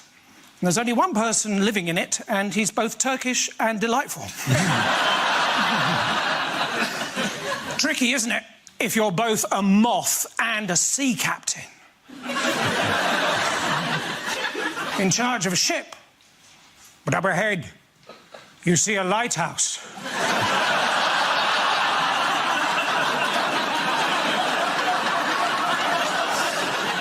You know you shouldn't.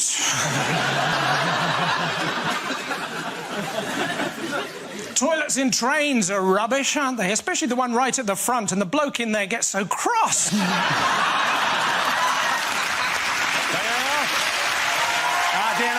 boys go to Nish. Come on back.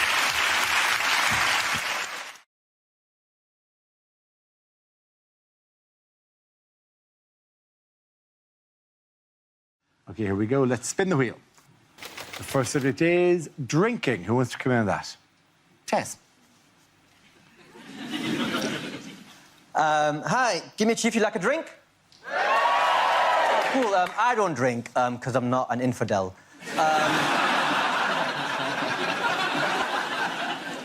But the reason I bring you up is because last summer I got invited to a stag do, and that stag do was in Benidorm. Thing is, the whole time I was in Benidorm, because I genuinely don't drink, I was a bit like, you know that guy who goes through Alton Towers, but he just holds the bags and the coats when everyone else goes on the rides?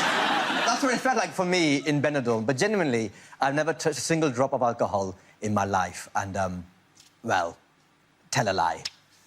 There might have been this one time in Benidorm. So I'm out with the lads. It's a stag do. I'm stagging it, textbook, just having a great time. And I came back to our table, and there's glasses on there filled with clear liquid. I picked up quite innocently what I thought was my lemonade. Took a sip of it, spat it back out, turned out to be vodka and lemonade. And I'd never drunk before, so the vodka, it really burnt my mouth. And I felt awful because I'd just broken one of the major rules in my religion for the very first time. #, a big deal. At that moment, I just took a step back and honestly, genuinely, hand on heart, just really, really wished that I hadn't smoked so much weed before I left the hotel.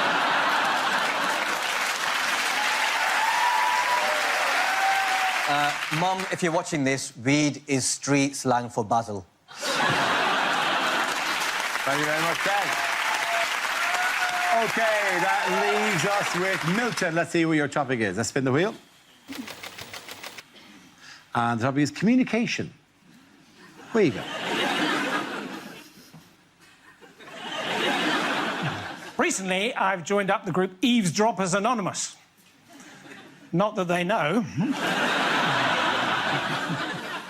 I wouldn't like to burgle my house. Oh, no. Well, it would be pointless, wouldn't it? Stealing things I already own.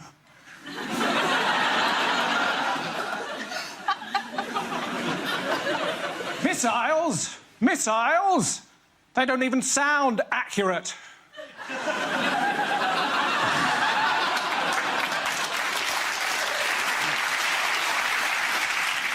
If your name is Andre, don't end your texts with a kiss.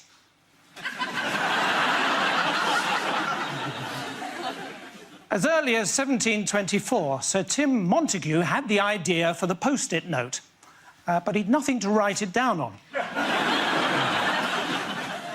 So if you're at a party and you spill some red wine on a white carpet, best thing to do is to get some ordinary table salt, throw it in the face of the host, and make a run for it. Annoying, isn't it?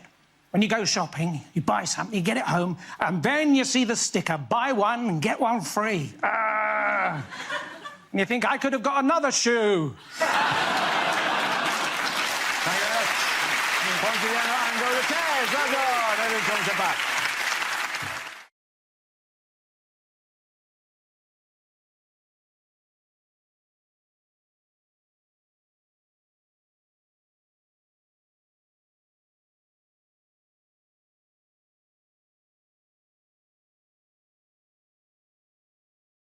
Oh, and big news, exciting news, though, for homeowners. Exciting news for homeowners. Oh, yeah, you can kill burglars now. I think that's the gist of it. I think that's it, I'm not sure. You can put bear traps around your house and hear a yelp in the middle of the night. I think basically a slapstick rule should apply. If it goes, you're fine. If you kill the guy, not so much. Yeah. You're allowed to be proportionate in your violence towards burglars, but not grossly proportionate. So if what you're doing to the burglar could feature in one of the Saw movies... You want to go with Laurel and Hardy films, ideally. Exactly. Try and, whack them by turning around with a ladder, a bucket on their head. Who has received a hero's welcome at the conference? Batman! Yes, the bit where Batman came. No, not Batman. Oh, Boris. Boris Johnson said he wanted to be tough on crime, and this was after apparently he's had 6 bikes nicked. And you're wondering, has he really had 6 bikes nicked, or 6 times he just hasn't got a clue where he in fact left them? What was the hero's welcome? What did they do for him? So they kind of clapped. It wasn't like they threw rose petals or anything like that. They were just very happy to see him. Well, a hero's welcome. You know, in Aladdin, when he's on the elephant and it's, hey, clear the way in the old bazaar. Hey, you, let us through. It's a bright new star. Oh, come be the first on the block to meet his eye. You're gonna love this guy. That...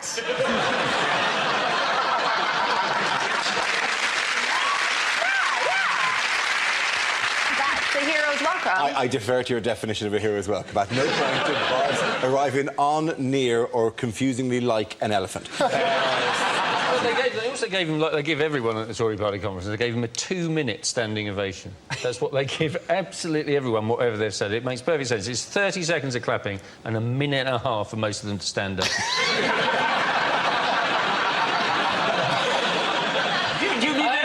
I can do this.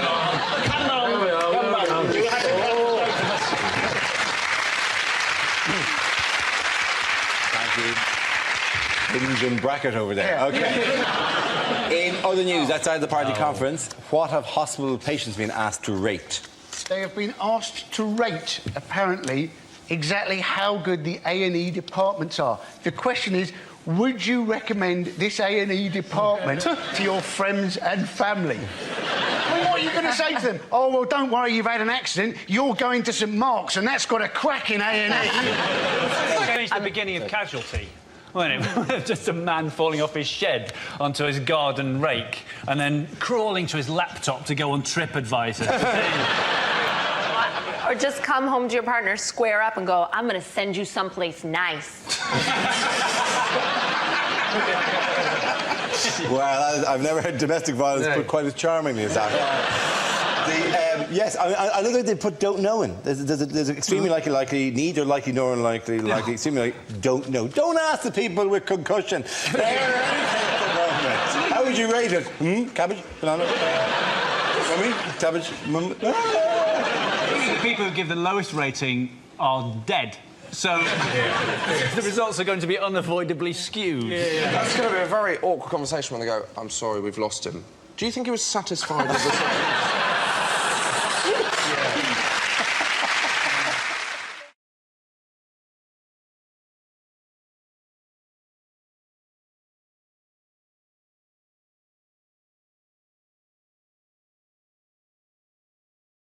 We start with a round called If This Is the Answer, What Is the Question? On the board are 6 categories. Catherine, which category would you like? Politics. OK, politics it is. The answer is 10 billion. What is the question? Is it how many hours of community service will Justin Lee Collins have to do before a girl agrees to date him again? Is it how many undeserved chances will Rihanna give Chris Brown? This is the news that at the Conservative Party conference in Birmingham this week, Chancellor George Osborne announced that in its drive to reduce the deficit, the government will cut a further £10 billion in the welfare budget by 2017. Where's that going to come from? Well, just checking, they're not cutting friends with benefits, right? Still fine. That's still grand. Up to the age of 25. Who has received a hero's welcome at the conference? Batman! Yes, the bit where Batman came. No, not Batman. Oh, Boris. Boris Johnson. Boris Johnson said he wanted to be tough on crime. And this was after, apparently, he's had 6 bikes nicked. And you're wondering, has he really had 6 bikes nicked? Or 6 times he just hasn't got a clue where he in fact left them? What was the hero's welcome? What did they do for him? So they kind of clapped. It wasn't like they threw rose petals or anything like that. They were just very happy to see him. Well, a hero's welcome. You know, in Aladdin, when he's on the elephant and it's, hey, clear the way in the old bazaar. Hey, you, let us through. It's a bright new star. Oh, come be the first on the block to meet his eye. You know, you're gonna love this guy. That...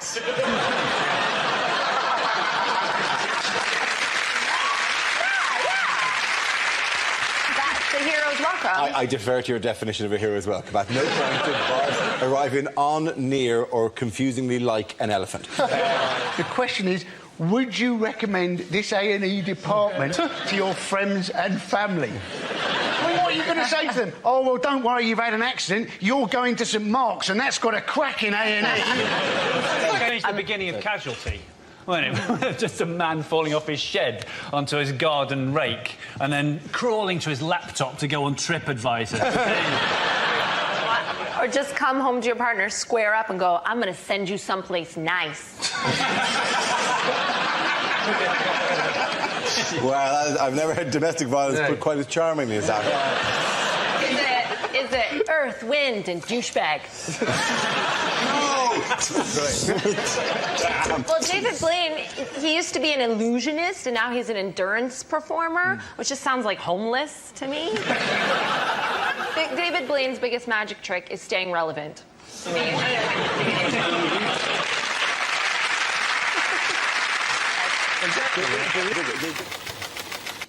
And it's nationality. Who wants to give me that? Catherine. Hello. I'm of mixed heritage, actually. I talk like a Canadian, but I tolerate my partner's drinking like an Irish girl. I travel a lot, from London to Ireland, and anyone who's flown Heathrow to Cork knows that on your way to the plane, they have signs reminding you how many chances you've got left to get drunk. They're like 6 licensed shops, 2 shops, 1 shop. It's like, what? Before I board an aircraft filled with wine to get to the land of Guinness? And the final shop is right at the gate. And in that shop, there's a sign that says, no ID, no sale. And I'm like, this is an international airport. How about no ID? How'd you get on the plane? It is in the boarding lounge. If a terrorist manages to sneak through levels of security at the world's busiest international airport, give him a pint. Thank you very much, Cathy Rod. Is it Harvest Festival attracts troublemaker? No, it's holy F, a Teletubby. Looking at the whole picture, is it the London Underground where sexy singles meet? He said that he's never going to talk to anyone on the tube again. I want to be there when a tourist comes up to him and goes, is this Marble Arch? And he has to go... Well, it's the only way they'll learn. We'll have to go through that.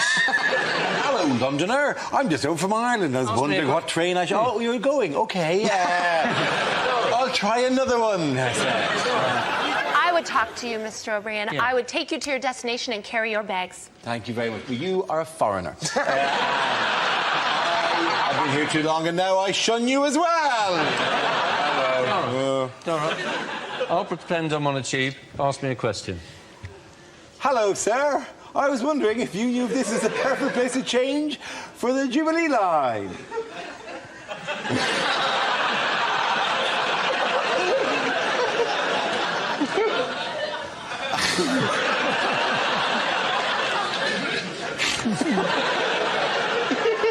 Excuse me, I was wondering if this is the right place for... I want to get to Buckingham Palace.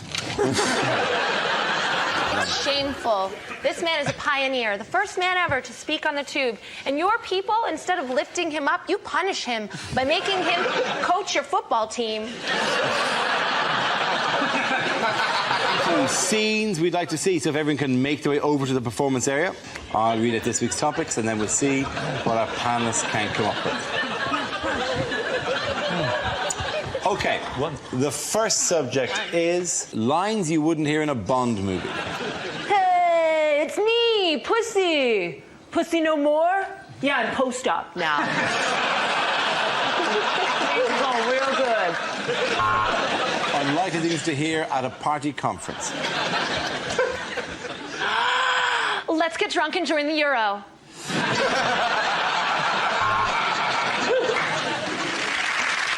Here in support of Testicular Cancer Awareness Week, it's Shadow Chancellor Ed Ball.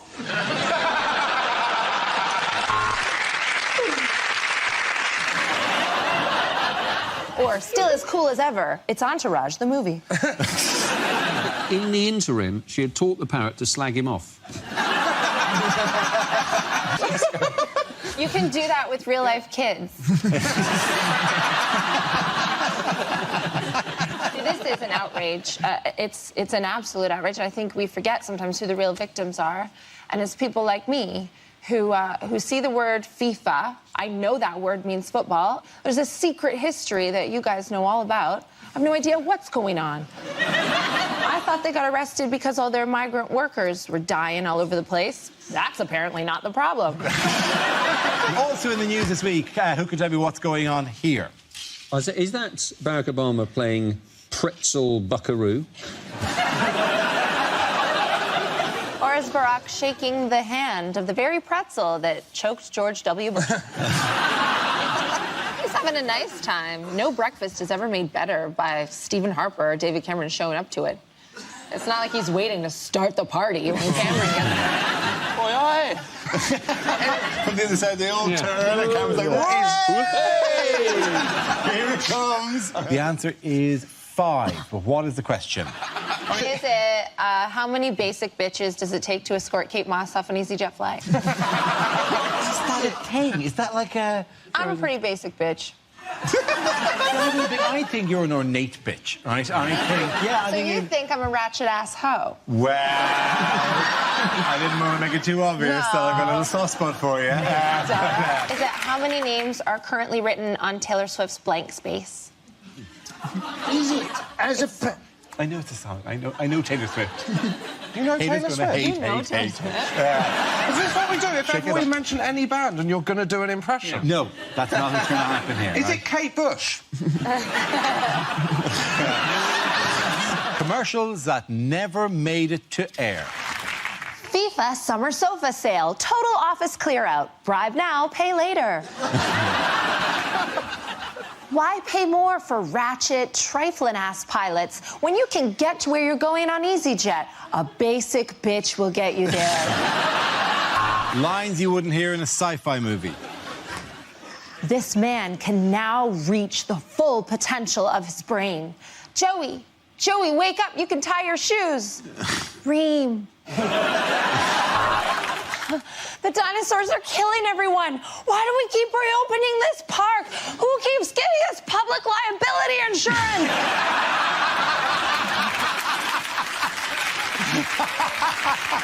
We saw it around called Picture of the Week. I showed the panel a topical image and asked me to tell me what's happening. So here's a picture of the 4 Labour leadership hopefuls. What's going on here?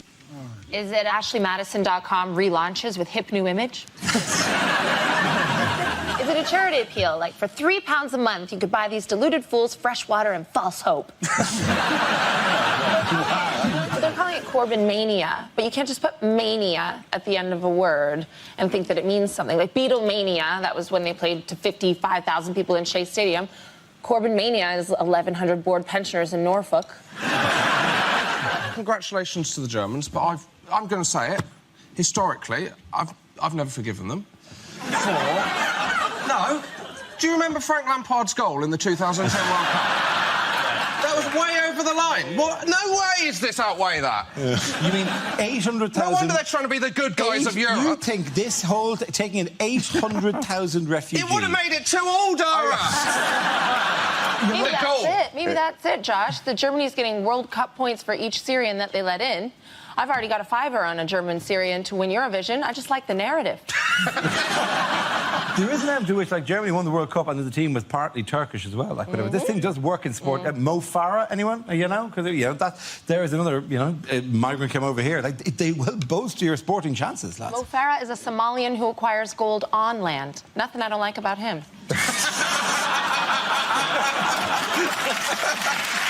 On the board are 6 categories. Ed, which category would you like? Home news, please. Home news it is. The answer is 63 years. What is the question? Is it how long before the Lib Dems can legitimately book a conference room again? What unusual present might people be giving this Christmas? I think it's actually sperm. It is sperm. Yes, it is sperm. Yeah. But this not an unusual gift.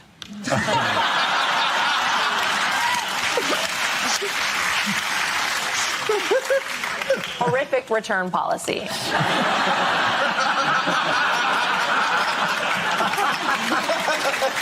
Not interested. You said 14 days. Oh, you've lowered the tone, Dara! How have I ruined it? How have I ruined it? Unlikely things to hear on Breakfast TV. The world of show business has suffered another tragic loss. But don't worry, it's one of the ones you already thought was dead.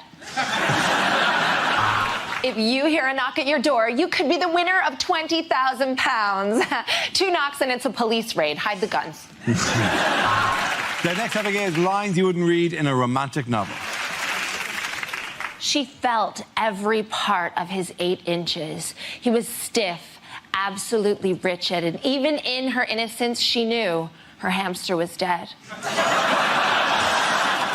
Jeremy Corbyn, you've got me blindfolded. What are you going to do now? Nothing. I just wanted to highlight the injustice of inmates detained at Camp X-Ray without a fair trial.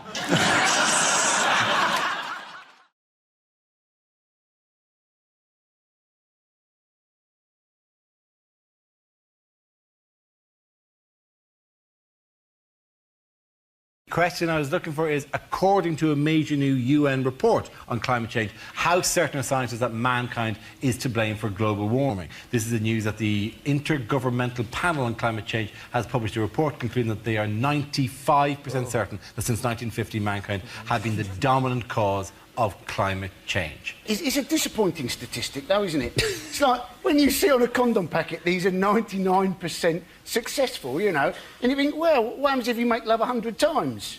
You know, you're thinking, maybe I need to well, keep Andy, count. someone knocks on your door and gives you a prize. Are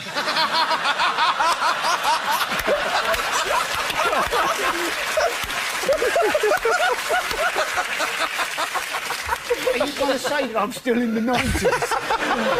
It's merely gossip, I'm sure. Yes, but there's obviously people who won't. It doesn't matter how many reports. They say sea levels are going to rise, but that's very difficult to check. Because they're constantly kind of doing that. Yeah, but the ground isn't, Josh. You've No, noticed that? There's a fairly easy kind of... Like, if you look at the edge of, like, a harbour, there's, like, a wall that gets wet and then dries and then gets wet again. That's... Yeah, but they're up and down, Dara. They're going up and down all the time. But they can just measure the highest bit and wait a while and see if it gets higher the next day. That's why you're a scientist and I'm not. They're all worried about sea level rising, aren't they? Because apparently East Anglia, if it goes more than about 2 metres, the whole thing is going to go underwater. And currently in East Anglia, they're complaining about all these wind turbines are going to spoil the view. You're thinking, not as much as 2 billion gallons of seawater. They'll be grateful for the wind turbines, then, won't they? Because they'll be one of the few things above sea level that they can bloody cling on to. I want the wind turbine! I didn't think this plan through! What's the other 5% that might be to blame? No. It's there is still a 5% chance that it will be. It's not like just... squirrels or something. It isn't. That other animals have been farting out the CO2. I was just going to ask Miles what the chances are of it not being called. As a fraction. As a fraction. Yeah, as a yes. fraction. What would that be? Oh, you're looking at, 7/20 or something like that?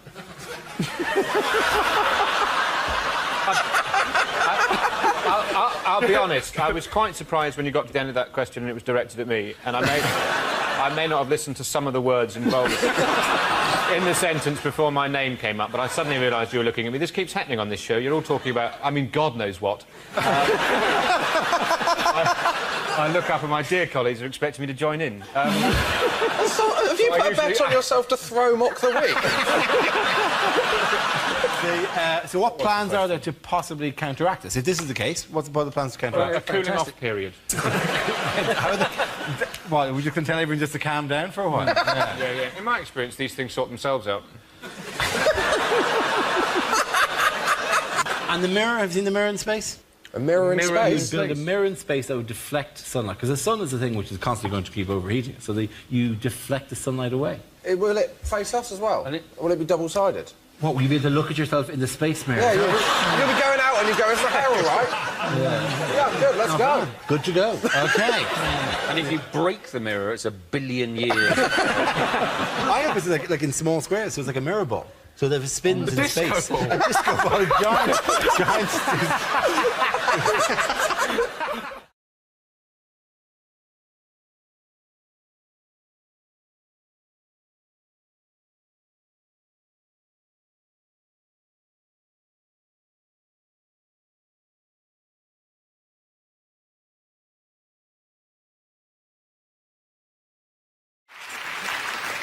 The answer is £100 a day. What is the question?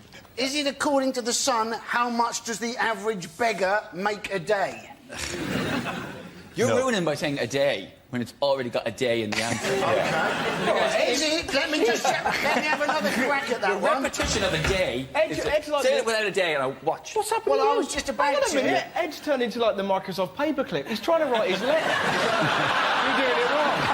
Are you doing a list? According to the Sun, right, what does a beggar earn?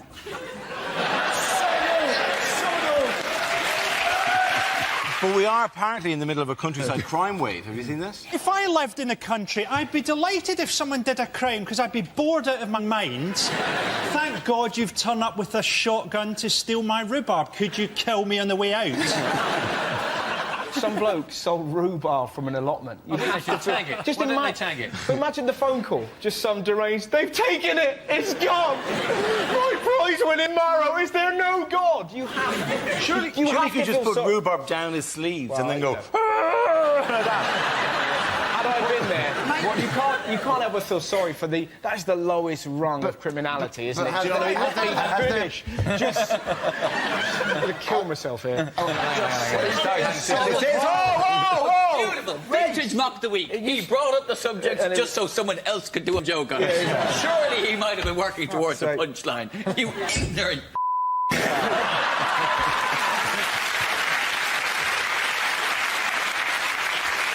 Jesus. Can we get a higher chair for the joke umpire? I have a feeling the Microsoft Paperclip's taking some cocaine. But... I like it. That's great. Little animation of the paper go. Yeah. Good, yeah. That's a really good letter. The point I was going to make is, surely, right, fellas, but surely, if you're a bank robber, you're sexy, you're dangerous, you can get diamonds for your lover. If you steal from allotments, what hope have you got, you know? You've got dirt underneath your fingernails. All you have to offer is broccoli. You know? Hey, a woman who's going to have sex for broccoli is going to be dirty. I was wondering if one of the reasons they were trying to steal... Wouldn't that be... Hang on, sorry to interrupt you, Andy, but wouldn't that be the...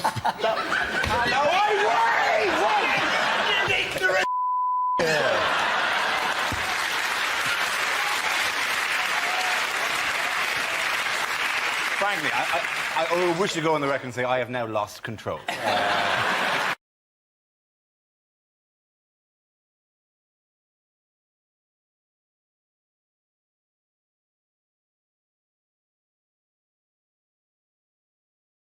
OK, here we go. Let's spin the wheel. And the first subject is health. Ed Campbell. So, in the last 3 years, I've lost 6 stone in weight.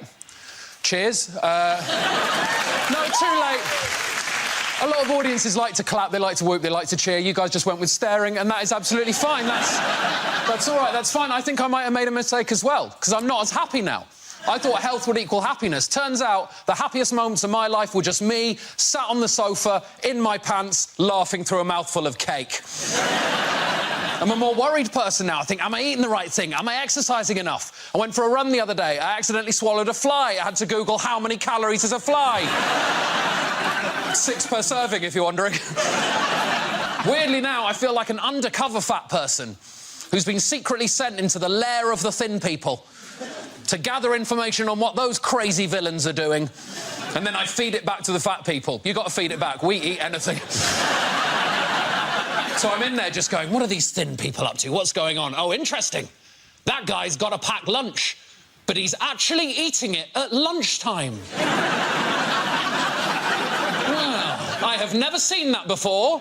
He's not just made it in the morning and then eaten it on the bus on the way to work. And then bought chips at 1. That is intriguing resolve. Ah, they're using phrases I've never heard before.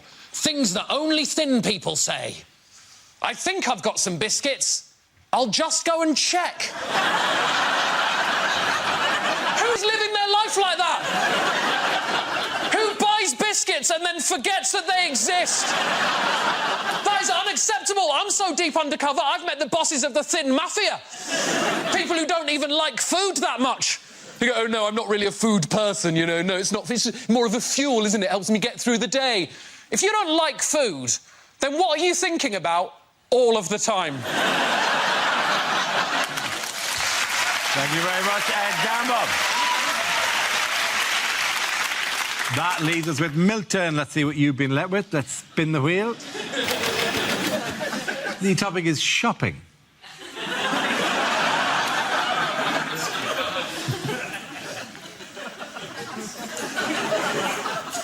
Tricky, isn't it, when you go to buy a toaster, and at the end the shop assistant says, well, what about insurance? And you don't want to, but you end up taking a hostage. Recently, I bought the autobiography of Francesco Cello, the man who invented sellotape. But I couldn't find the beginning. So, lads, if you want to confuse a girl, best thing to do is buy her a pair of chocolate shoes.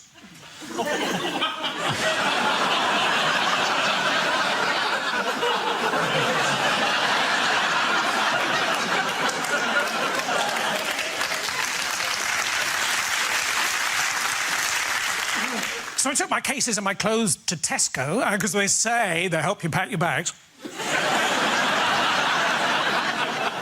Instead, everyone was just running around going, do you want some fruit and veg? Do you want some fruit and veg? Do you want some fruit? Turns out it was one of those hypermarkets.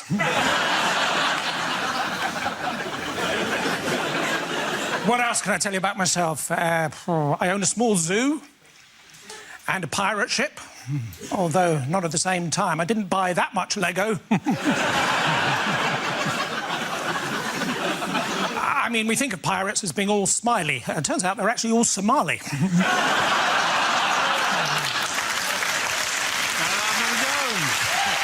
Point it out and go to a gamble!